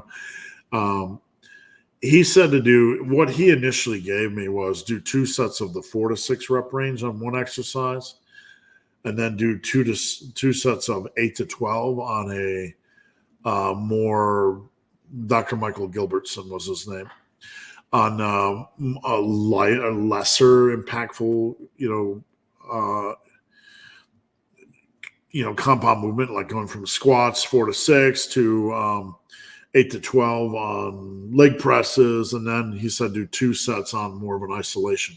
So he had a 2, 2, and 2 protocol. The reason why I put or 3, it really depends on personal preference. How much time in the gym is the 2 sets taking you? Do you want to do extra exercises of 2 sets? Do you want to? What I did was I took it from 2, 2, and 2. He had 2 heavy sets at 4 to 6 reps, 1 exercise of 2 sets of 8 to 12 on 1 compound. I moved that out to 2. So I wanted to get in more volume. So that's 8 total sets, 2, 2, and 2 at 8 to 12, and then 2 at 12 to 15. I moved that out a little bit to 8 sets. From there, you can expand it out volume-wise based on your preference. Just don't overthink it. When do you need a deload? Personal, I put together some really good information on this. And if you go over to the main page, you can really unpack my philosophy on deloads. Just search deload from the main page. The key thing to remember is that over the course of a year, you're going to be sick, you're going to have vacations, you're going to have time that you need to take off for work or personal things. You're going to have all this time naturally, holidays, birthdays, all this time you're naturally going to have to take off from training when you don't want to take time off from training, right? So I use this time as natural deloading. I don't personally feel I need to arbitrarily schedule in a week off. It's okay to take a week off after every phase of training, every 3 to 4 month block. It's perfectly okay. There's no downside.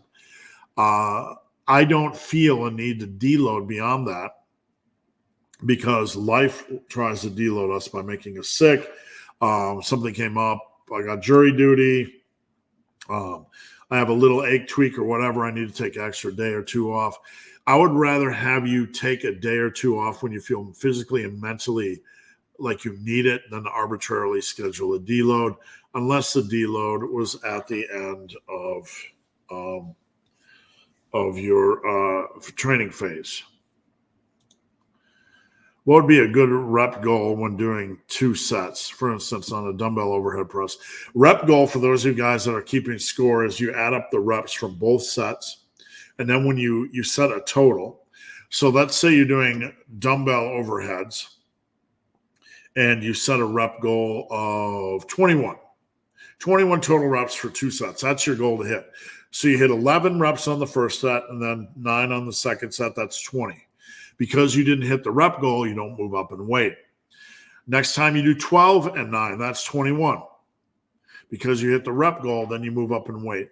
So typically what you want to do when setting a rep goal for the number of sets you're using is first find the rep range you would like to work in. Let's say an overhead is you want to work in the 8 rep range. You take 2 by 8, 2 sets by 8, that's 16, and then you add a couple more in. Because if you don't, you're going to be generally working under. So like 18 would be a good starting point, 19. If you want to work in the 10 rep range, 2 by 10 is 20. Then you could maybe set a rep goal of 22. Does that make sense? I recently recovered from a herniated disc. Sorry to hear that. My ortho suggested to stop heavy stuff for 6 months. Whoa. I am not going to get into that world because I am not going to play doctor. I will say, though, that this is a conversation between you and your doctor. I do not see, I do not know your specific case. I do know that generally they are trying to be in your best interest. But if somebody told me not to live for 6 months, I'd feel compelled to do something, right? I'm not telling you what to do, but I don't feel that weakness is strength. You know what I'm saying? So I would talk to your doctor or maybe get a second opinion. How do you do straight sets, 3x10? Do you increase that? You can do either one. It doesn't matter. Whatever you prefer. If you're using a straight set is using the same weight. I like to go up on the last. You can do, because you're going to run into a scenario where you're doing 10-10 and then you get 8, then you do 10-10, you get 9, and then you do 10-10-10, then you move up in weight. That's fine. Or you can do the other scenario where you're doing 10-10-9, 10-10-10, 10-10-11, 10-10-12, and then you move up in weight. Whatever works best for you. There's no right or wrong. From a coach's perspective, what are some things that you've learned from your clients that we've taught you as a coach? I learn and adjust my programming from my clients. So the guys that are really fast tracking, we often try some new cutting edge, different stuff. Because if they can handle it and they give me the go ahead, then we can usually spread it out from a broader perspective. I will say everything I learn of value is from my clients. We always stay in a reasonable range, of training, but we modify things, right? People ask, why do you only advocate 2 sets of skull destroyers? Personal feedback, client feedback. Intensity stuff, I tend to lower the number of sets just because they're intense. I don't feel we need a lot of intensity work. One thing I've been learning lately is that, like on the pressing movements, when you are doing pressing movements, on the 3s protocol, sometimes it feels better to move your overhead and bench to 8 reps on the top set before moving up in weight. So we learn little things like that over time. Is RIR useful for bodybuilding? I don't really particularly find it useful for anything, to be honest with you, other than a trivial guess at how many reps I have left in the tank. I know, like on bench pressing and on rowing, when the speed slows, you're at 0 RIR, right? That's form failure. Do I know what 2 reps in the tank is on a row? Not really. I know when I hit that slow rep. Is stopping 2 reps short of form failure on a row or a press beneficial for me to know? Not me. If it's beneficial for you to know, go for it. It is beneficial to stop a couple reps in the tank on a squat and deadlift, but I personally, I'm not saying you can't use this tool. I personally think RIR is useless in my world. I don't care for it. I don't want to guess. I'm not in the gym to guess. I'm not disrespecting anybody that likes it as a tool. I'm not in the gym to guess how many reps I have left. I'm going to go deep and then, we're good. Is 100 hard sets per week too much? No, it can be. That's going to be at the top end of 5 training days a week. That's kind of the most I like anybody to do. But if you have time to do 5 workouts a week, then you should be able to recover. I can't say you should be able to recover. Some people can't. Some people need to build up their work capacity. But if you have good work capacity, then it's not too much. I'm at 18% and about 176. I have decent muscle. I also look a little pudgy. I'd like to see a picture. You can set it to Ben the Barman at Instagram. The reason why I say that is because any of you guys can send me a picture for a body fat assessment anytime. I want to make sure that you don't have that you're assessing yourself appropriately. There are guys that come to me that look absolutely amazing and they think they look pudgy. I'm like, everybody on earth would like to look like you, right? So, but if you feel fat or pudgy, and here's the key thing: if you feel fat or pudgy, you should probably lose 10 pounds before you bulk. What's the deal with controversy over squatting barefoot? Some people make it sound super bad. If you like to do it, go ahead. I do not like to do it. I do not like to do it. I don't want to, on these mats that I have in my gym, if my feet are sweaty, I don't want to risk slipping. I want grip. I have a mental tick about it. I always feel like I'm going to slip. No way I would do it. So in your home gym, you can do whatever you want. You can free ball. You can squat nudie tootie. You can let your jingleberries hang low and swing all about, whatever you want to do. You can squat without a fart filter. You can do whatever you want to do. Barefoot in a commercial gym, nah, we don't need your feet juice all over everything. But other than that, I don't care what anybody does. Is there any way you can naturally look more like a Chinese Olympic lifter? I'm not laughing at you. I just, like, you know how hard they train, for how long they train?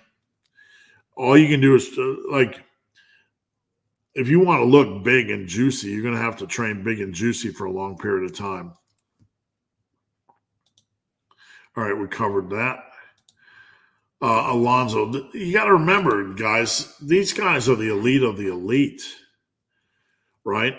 It's the old basketball player, paradigm situation. Does basketball make you tall? Does sprinting give you big legs? Or do big leg sprinters excel at top level sprinting? I'm just posing the question. Are the cream of the crop of the Chinese Olympic lifters, the four you see on TV, are they getting jacked because of their training? Or are they kind of the cream of the crop that were kind of pretty much jacked and built for training? I went to high school with a dude that looked like a bodybuilder. There are some people out there that just naturally have mass that are built for this. There are. And when you're looking at these guys, this is the creme de la creme. This is the cream of the crop, right?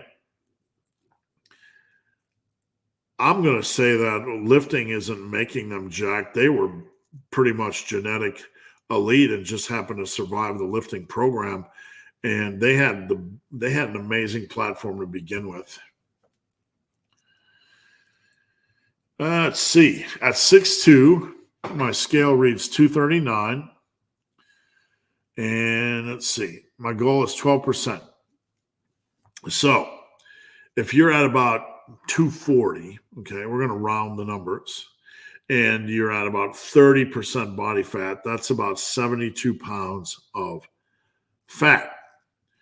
So we'll just say 70. We'll just make it roughly 70, give you a couple pounds of fat. 240, 270, your lean body mass will be around 170. If you are around 200 body weight, then you'd be about 15% body fat. So the next goal for you would be 200 and then to reassess. BMI, just take care of yourself. Don't worry about the BMI scale. Worry about taking care of yourself.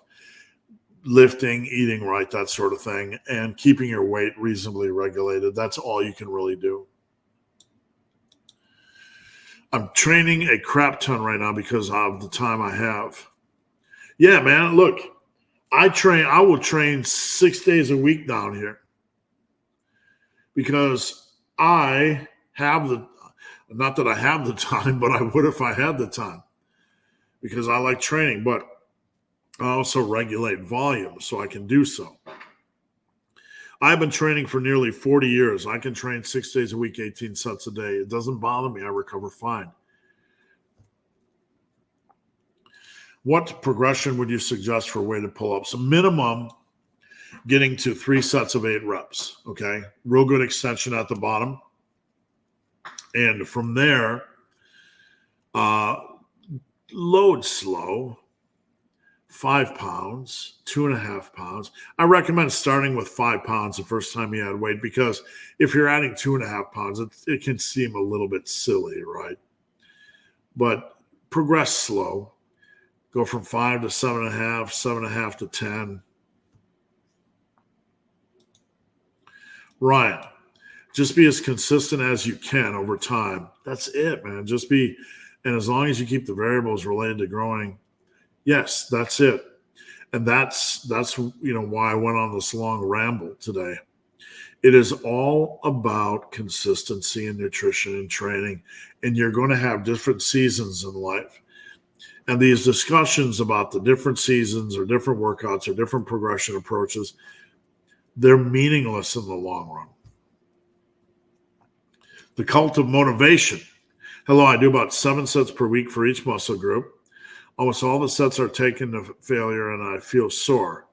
You only add sets if you want to add sets. You take that on I would consider that lowerish volume. Is that bad? No. I applaud you for attacking and training hard. Instead of arbitrarily adding volume, what you're going to do is self-assessment. Do I feel like I want to do more chest volume? If yes, add 2 more sets. Maybe on seated cable rows, you decide you want to add another set because you like them and you feel you can recover better. Take it on an exercise by exercise, body part by body part basis, if that makes sense. Big Charlie Thompson. I've been training 4 days a week for the past 2 years, and it works for me. But like you said, it's not consistent because of life situations. Yeah, it's not. I mean, I can sit and tell you guys that I train 4 days a week, but last week I had to go to Denver to help a friend. Adult life rarely is consistent, and I'm certainly not, trying to. I wish I had all the time in the world, like certain seasons of my life, but I don't. Most of us don't. And the goal isn't to all these influencers and YouTube celeries are all out there creating rules and optimal. And we're living in a world where we're just trying to get in the fucking gym, right? Excuse my language. And I hate to use so much profanity, but I hope you guys can respect the sentiment. I mean, I'm just trying to get through my training day without having my ass handed to me, by life. Because something always comes up, right? And every day, your boss is a dick. Your wife, you didn't take out the garbage. You're in the doghouse. You got to make it up. There's always something going on. And most of us are just trying to make it through the day with our sanity, right? We're just trying to make it through. And,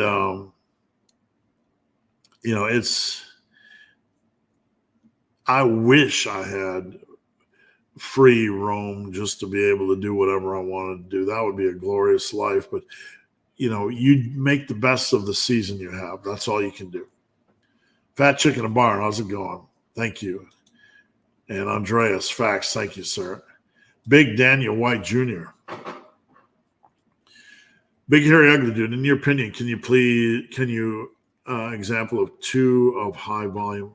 Can you provide an example of 2 of high volume training? Maybe an example or 2 of high volume training. So high volume training, an average starting point is 4 days a week, 18 hard sets per day, 16 to 18, whatever. That doesn't mean you need to start there. That's just where I start. That's my centering point. 4 training days of 18 hard sets. That's 72 weekly hard sets, right? So if somebody can train only every other day, which is very common, then they would have 3.5 training days of 18 hard sets, or about 63 hard sets per week. That would be like, I consider 72 hard sets to be average. It doesn't mean you need to do it, but I consider that normal-ish volume. 63 would be pretty close to normal-ish. 3 training days a week would be about 54. I have plenty of clients doing that, seeing great results. That's more moderate volume. And then when you get down to 40 to 45 sets per week, that's what I would consider lower volume, however you slice and dice it. Volume isn't tied specifically to how many days a week you train. We have to frame things in the lens of weekly volume. So 40 to 45 sets per week, I would consider that lower volume, but you could do that over the course of 5 days, right? So days per week doesn't matter. 90 sets, when you get into like a push-pull legs program that you're doing 5 days per week, or a program where you add in a 5th day junk day, which a lot of my clients do, then you're getting into around 90 sets per week. I don't consider that high volume. I consider that higher than normal volume.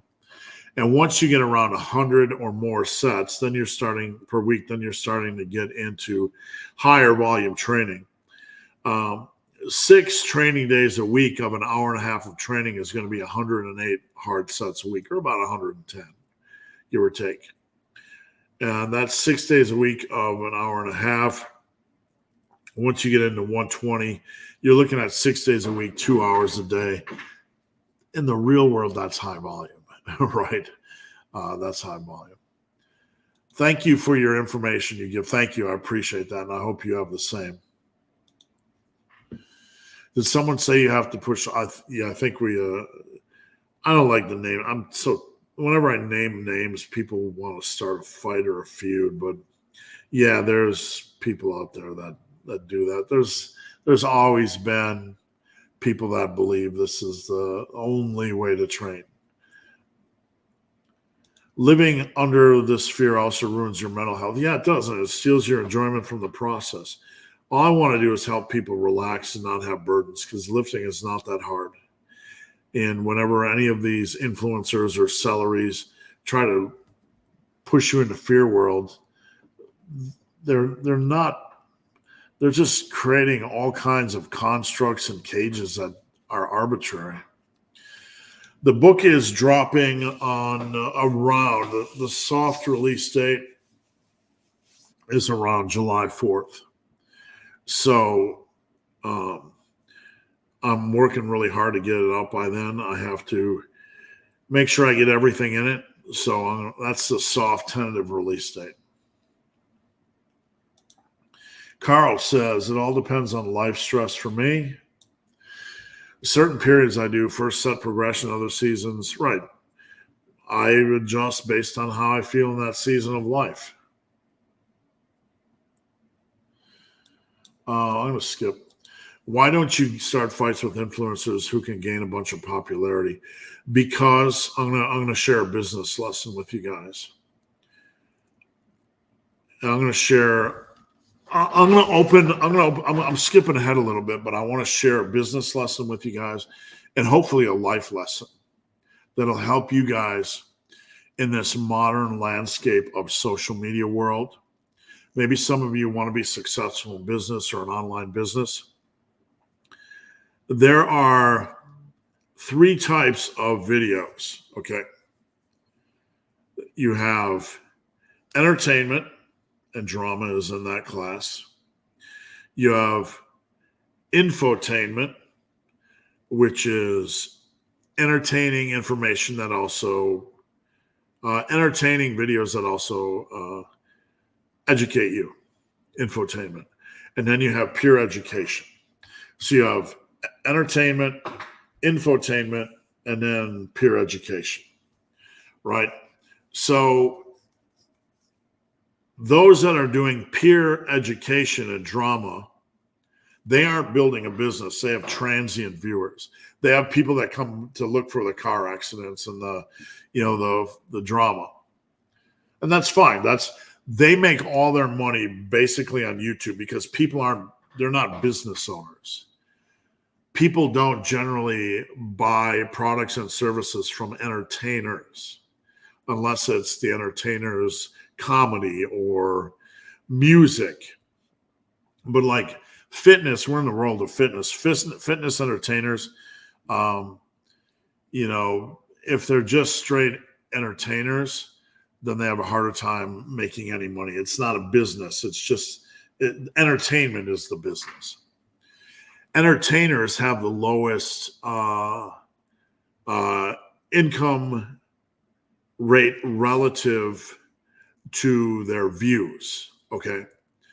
So they need a lot of views to bring up the income.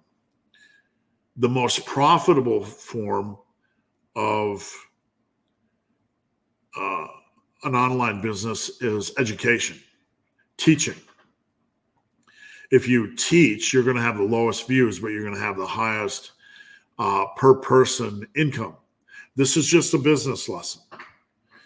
So there's nothing wrong with entertainment. There's nothing wrong with drama.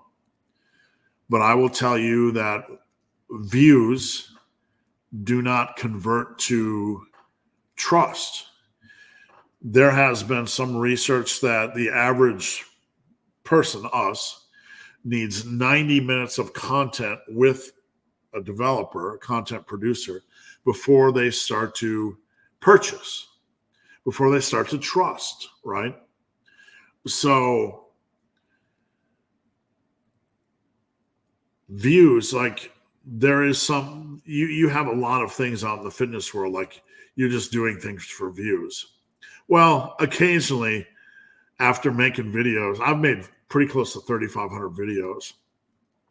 Occasionally, like a topic comes up with Dr. Mike and Bart K, and I'm laughing. I just want to make a video.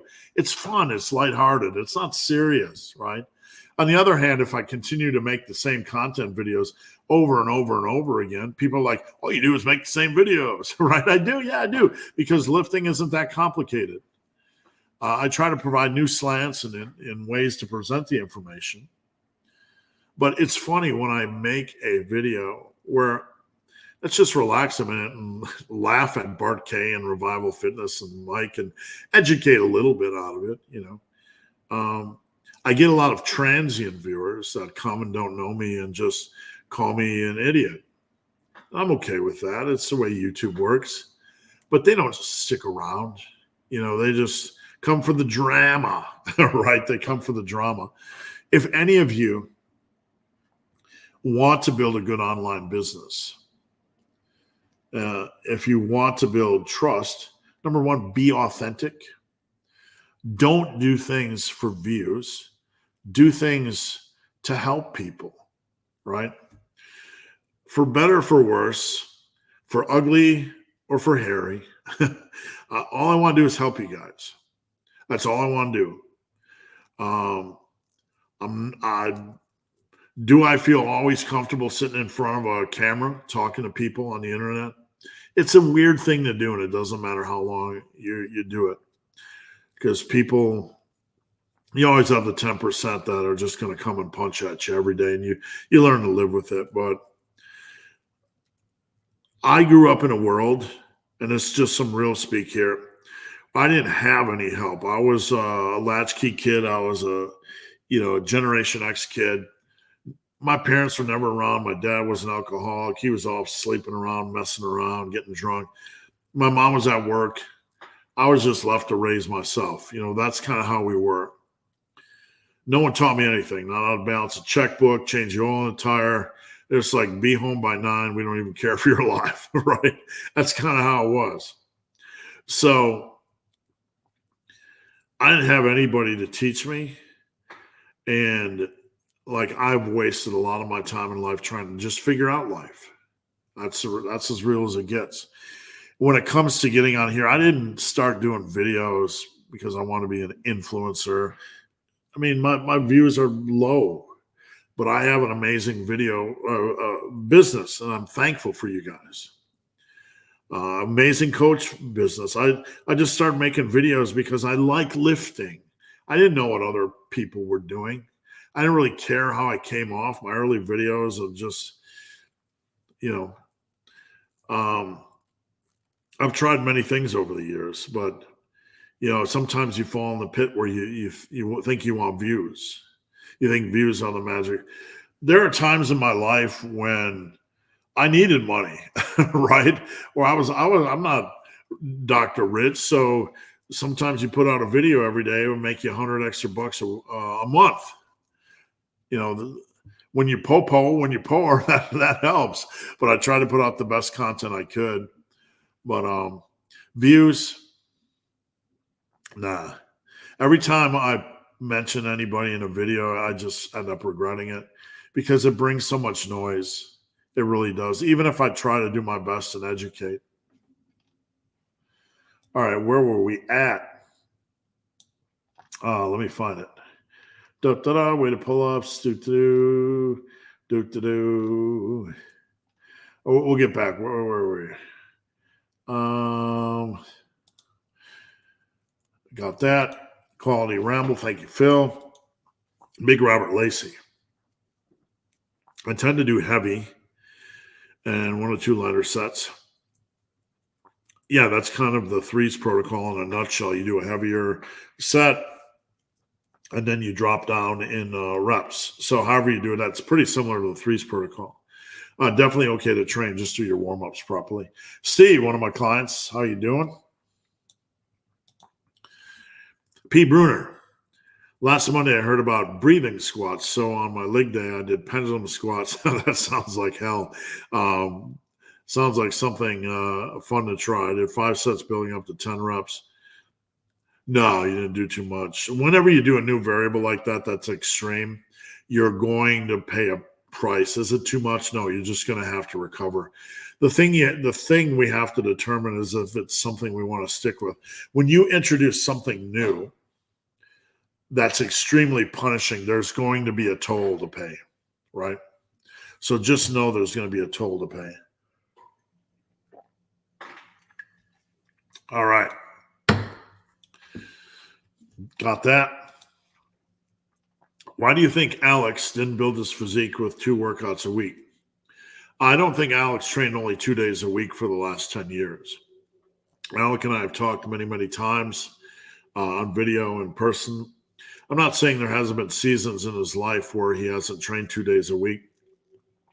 But from my understanding, he wasn't training 2 days a week for the last 10 years. That's why I believe it, because it's true. What are the thoughts on the work Paul Carter is doing? Paul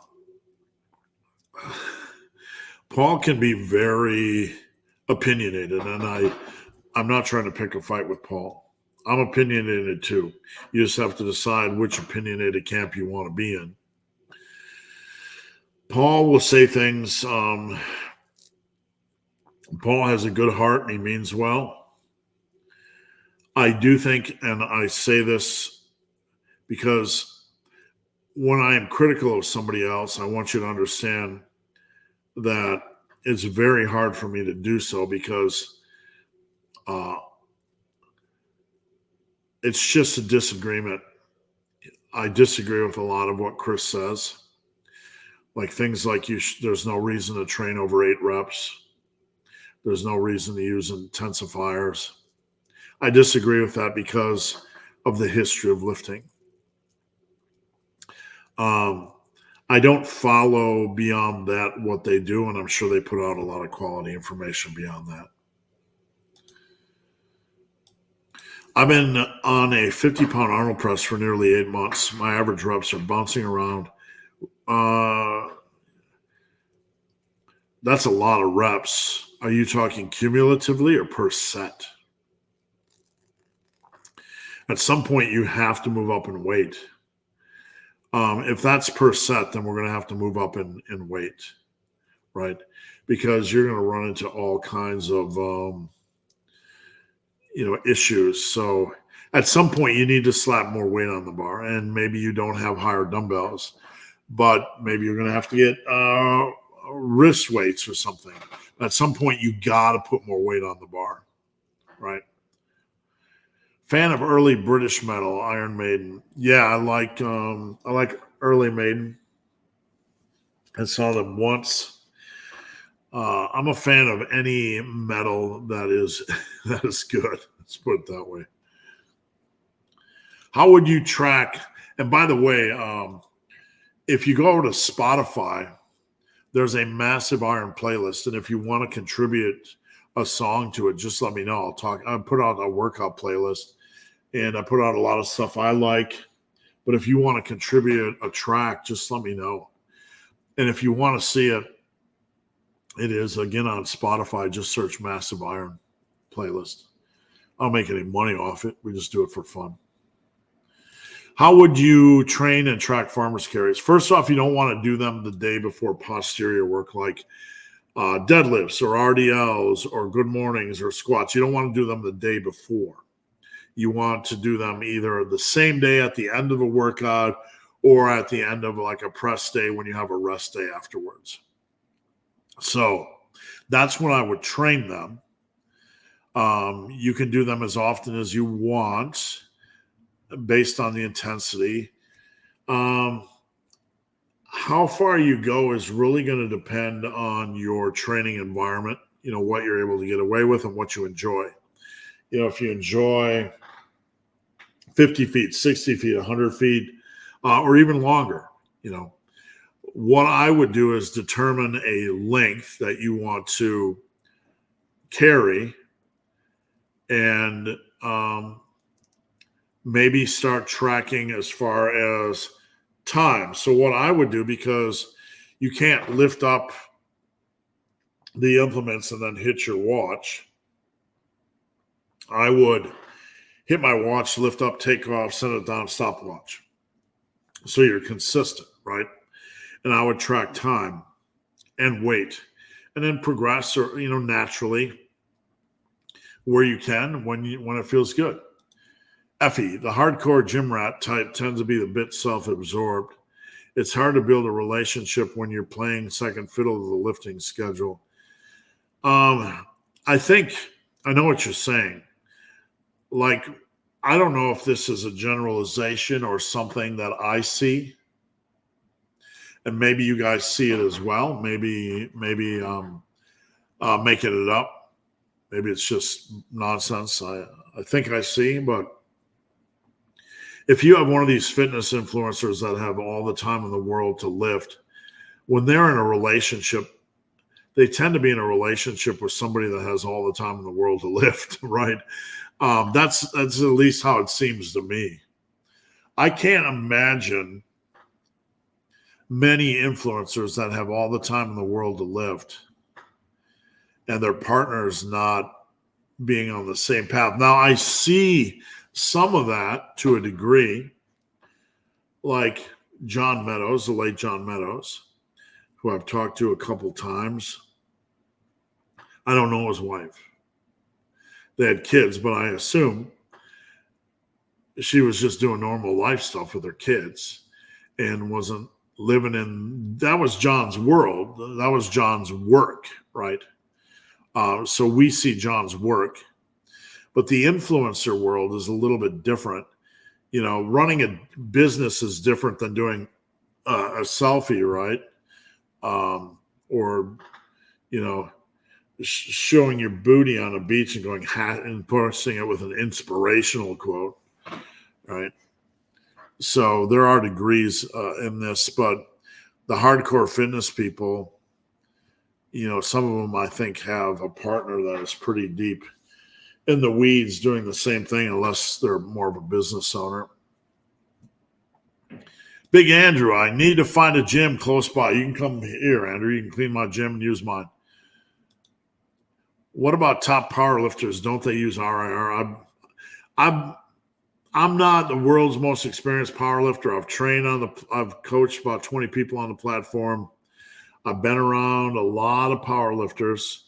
A lot of ex-West Sider guys. When I was at Tiger Fitness, I've run into a few. And when I trained with Donnie Thompson, I've trained on the platform or lifting on the platform with the Lilla Bridges. I actually helped them with their book once. I've helped Jonathan Bird with his book and all kinds of power lifters. I don't know any of them that use RIR. I can't even name one. No. Couple do. What does training big and juicy? What does training big and juicy training look like? Trying to get the most out of a set. It's a mental thing. Like I want to give this. I want to respect this set. I want to get the most I can out of this set, if that makes sense. What do you think about the recommended 150 minutes? It's time for that. I mean, I wish I had time for that. That would be a really, really good hike, right? Yeah, let's do it.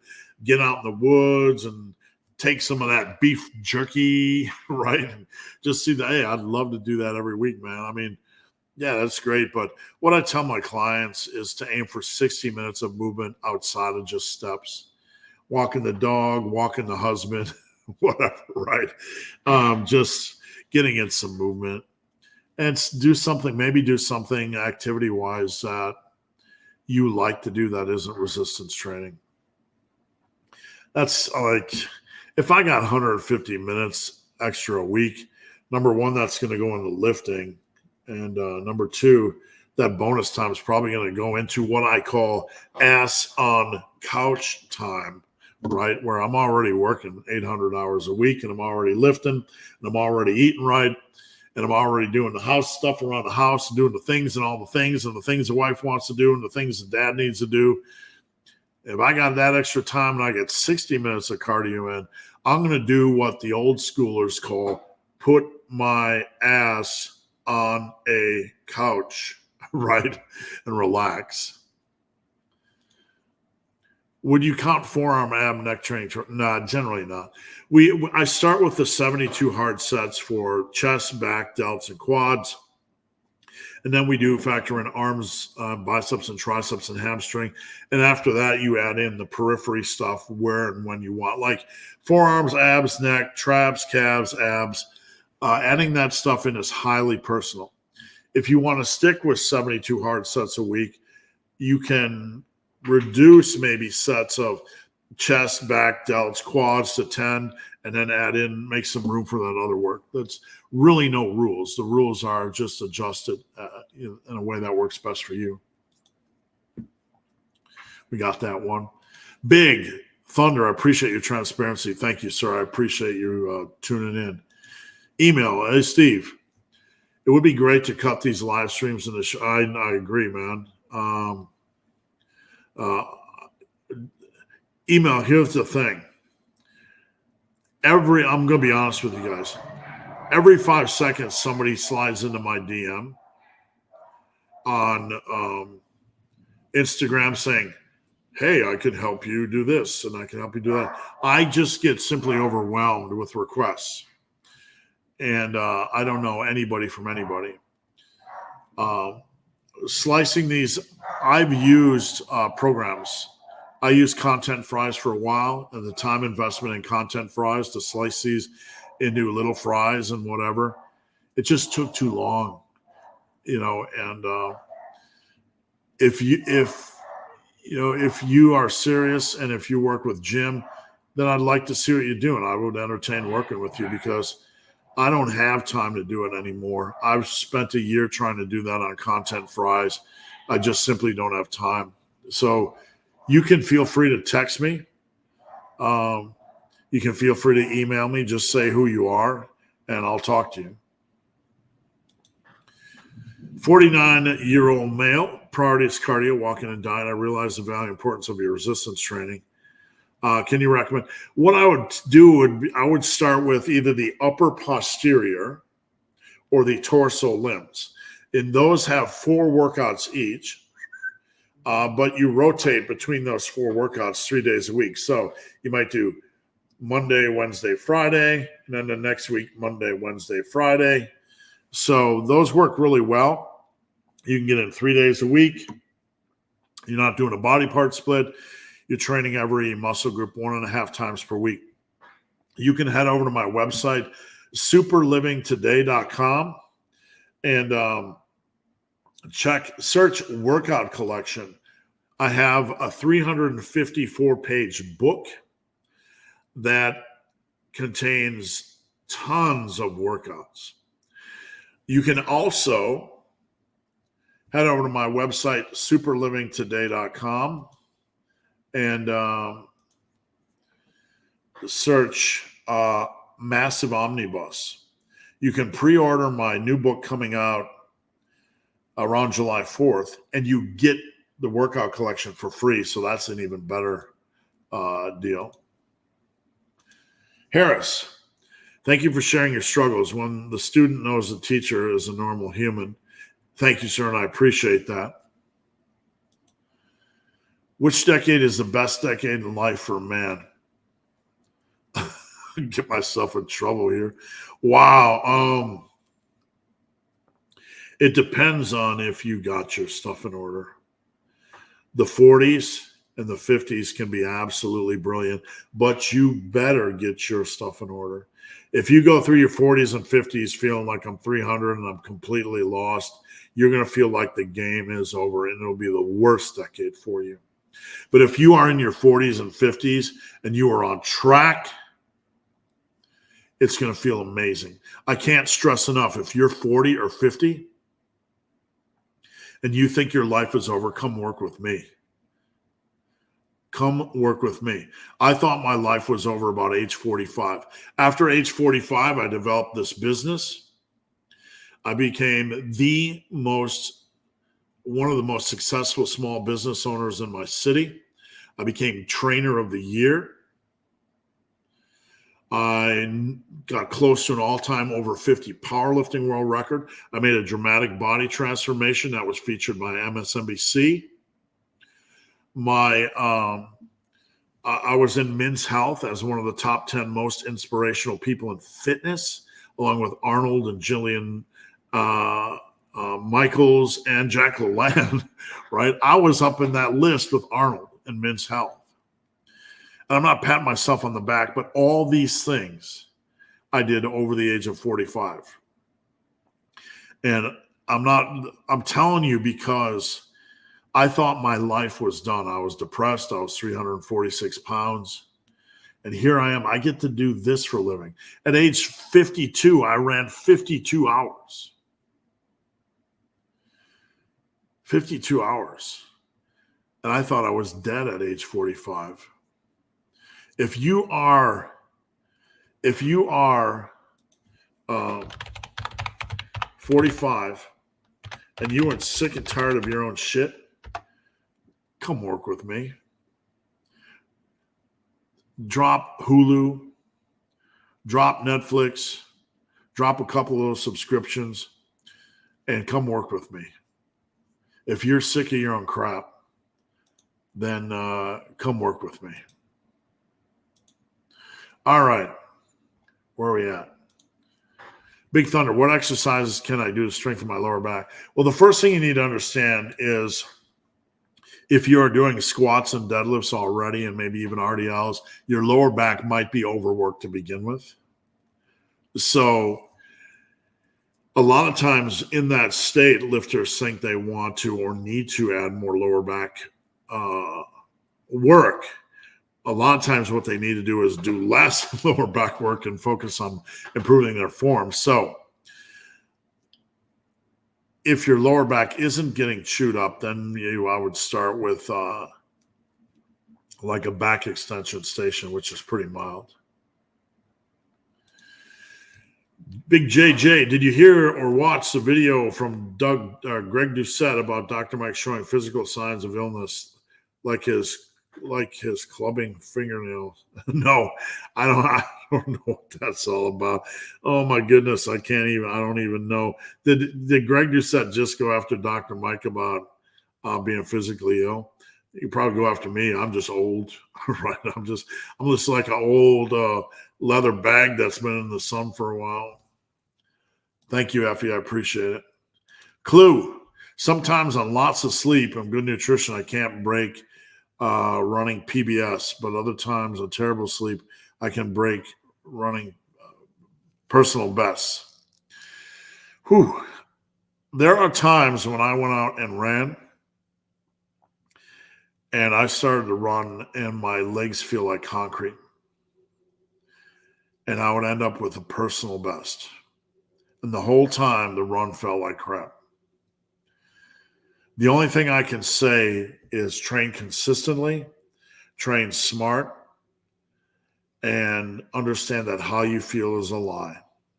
You want to do the best you can. You want to maximize sleep. You want to maximize nutrition.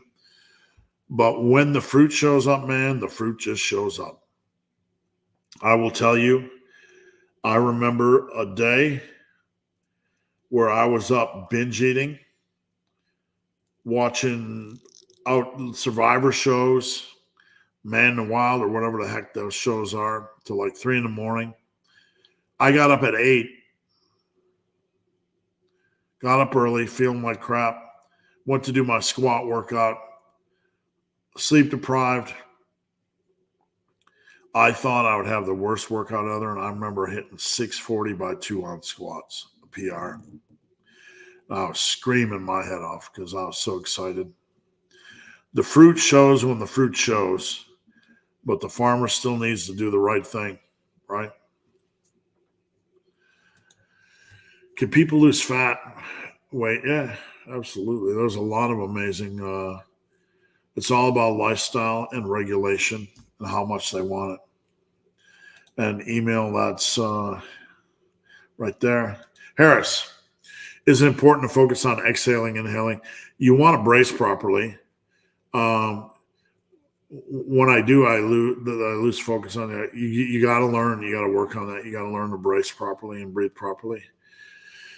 You take a big breath, brace, go down, you exhale during the execution of the exercise. Guys, I'll stick around for 2 more minutes. That was the last question. Any more questions, I'm here to help. We'll do some dancing pecs in the meantime. Seriously, though, if any of you guys need any help, please head over to my website, superlivingtoday.com. I would love to work with you. I have books. I have t-shirts. I have so many wonderful t-shirts over there, lifting t-shirts. I only make a couple, $2, $3 off a t-shirt. But if you want some really cool lifting t-shirts, head over to superlivingtoday.com and check out the apparel tab. I have services. I can make you a custom workout. We have teammassiveiron.com. teammassiveiron.com. And I got my new book coming out on July 4th. How to avoid wrecking your lower back on compound movements. Compound movements, basically posterior chain movements, are going to be hard on your lower back, squats and deadlifts and RDLs. These are something you really need to take time to work on form. Join teammassiveiron.com or go over to Instagram at Ben the Barman. Send me a link to a form video. I'll be glad to help you out.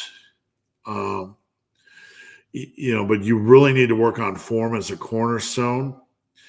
And if you're having lower back injuries or lower back issues, you just need to take your time on them. Would you ever take TRT? I had my blood work done I have my blood work done every year. And my testosterone levels last time were at like 561, and my free testosterone was on a little bit on the low level. The temptation is always there. I've talked about this on the channel before, that way back around 2005, I had my test levels taken. They were like 220 and 179. And at the time, I talked to our family doctor about the patch, the TRT patch, because they were going to prescribe TRT for me back then. And the patch was like, I don't know, like something like 5 milligrams a week or whatever. And I've talked about this before on this channel, because in the world of TRT, there's TRT and there's TRT. I tried the patch for like 2 or 3 days and it irritated my skin, and I stopped doing it. They recommended that I could do intramuscular, whatever, TRT, but they wanted a blood test every week, or every month, sorry, and I was like $250. and it would have been at least $500 a month for the TRT at like 20 milligrams a week. This is a legit doctor, and I couldn't afford it. I just couldn't afford it. So, but you talk about TRT online, and you get into all kinds of crazy things. But yeah, I try to patch for a couple of days. I don't know. When you live that long, sometimes you wonder, but I don't have any. I mean, TRT would be fine. I don't think there's anything against TRT, for the man over age 40. But I have clients that are on it. I don't really, I don't get in this whole natty or not thing because, look, if somebody is working hard to put food on the table for their family and they're sleep deprived and running a small business and they want a little bit of a bump and it's not with alcohol or food, you know what? I say go for it. Absolutely go for it. I know we like to be reactionary in this niche and natty or not and all this kind of shit, but we have to be smarter than that. We have to be a little bit more nuanced than that. If somebody's working their ass off to protect their family and put food on the table for their family and run a small business or just do a hard physical labor job, and they're not going to turn to alcohol and they're not going to turn to food abuse, and they want a little bit of a bump to help them in the gym and to help them with life and whatever, I 100% am behind it. And all these people running around going all crazy about natty or not, natty or not, natty or not. Yeah, I get it. There's a lot of people out there that, take TRT and large levels and then just call it TRT. But for the average man, do what you want to do. +1 on the shirts, Fly AF. Thank you, sir. Big Joe B, a client of mine. Thanks, Steve. Thanks for keeping it real. I just want to say I appreciate all the stuff you do. Thank you. I appreciate that. And I love each and every one of you ugly sons of bees. Just kidding. I appreciate you guys joining in. Please come back next Friday at 11 a.m. Eastern. And please join TeamMassiveIron.com. And we're out of here.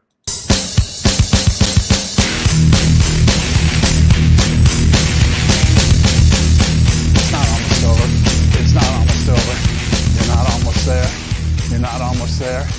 You're not almost there.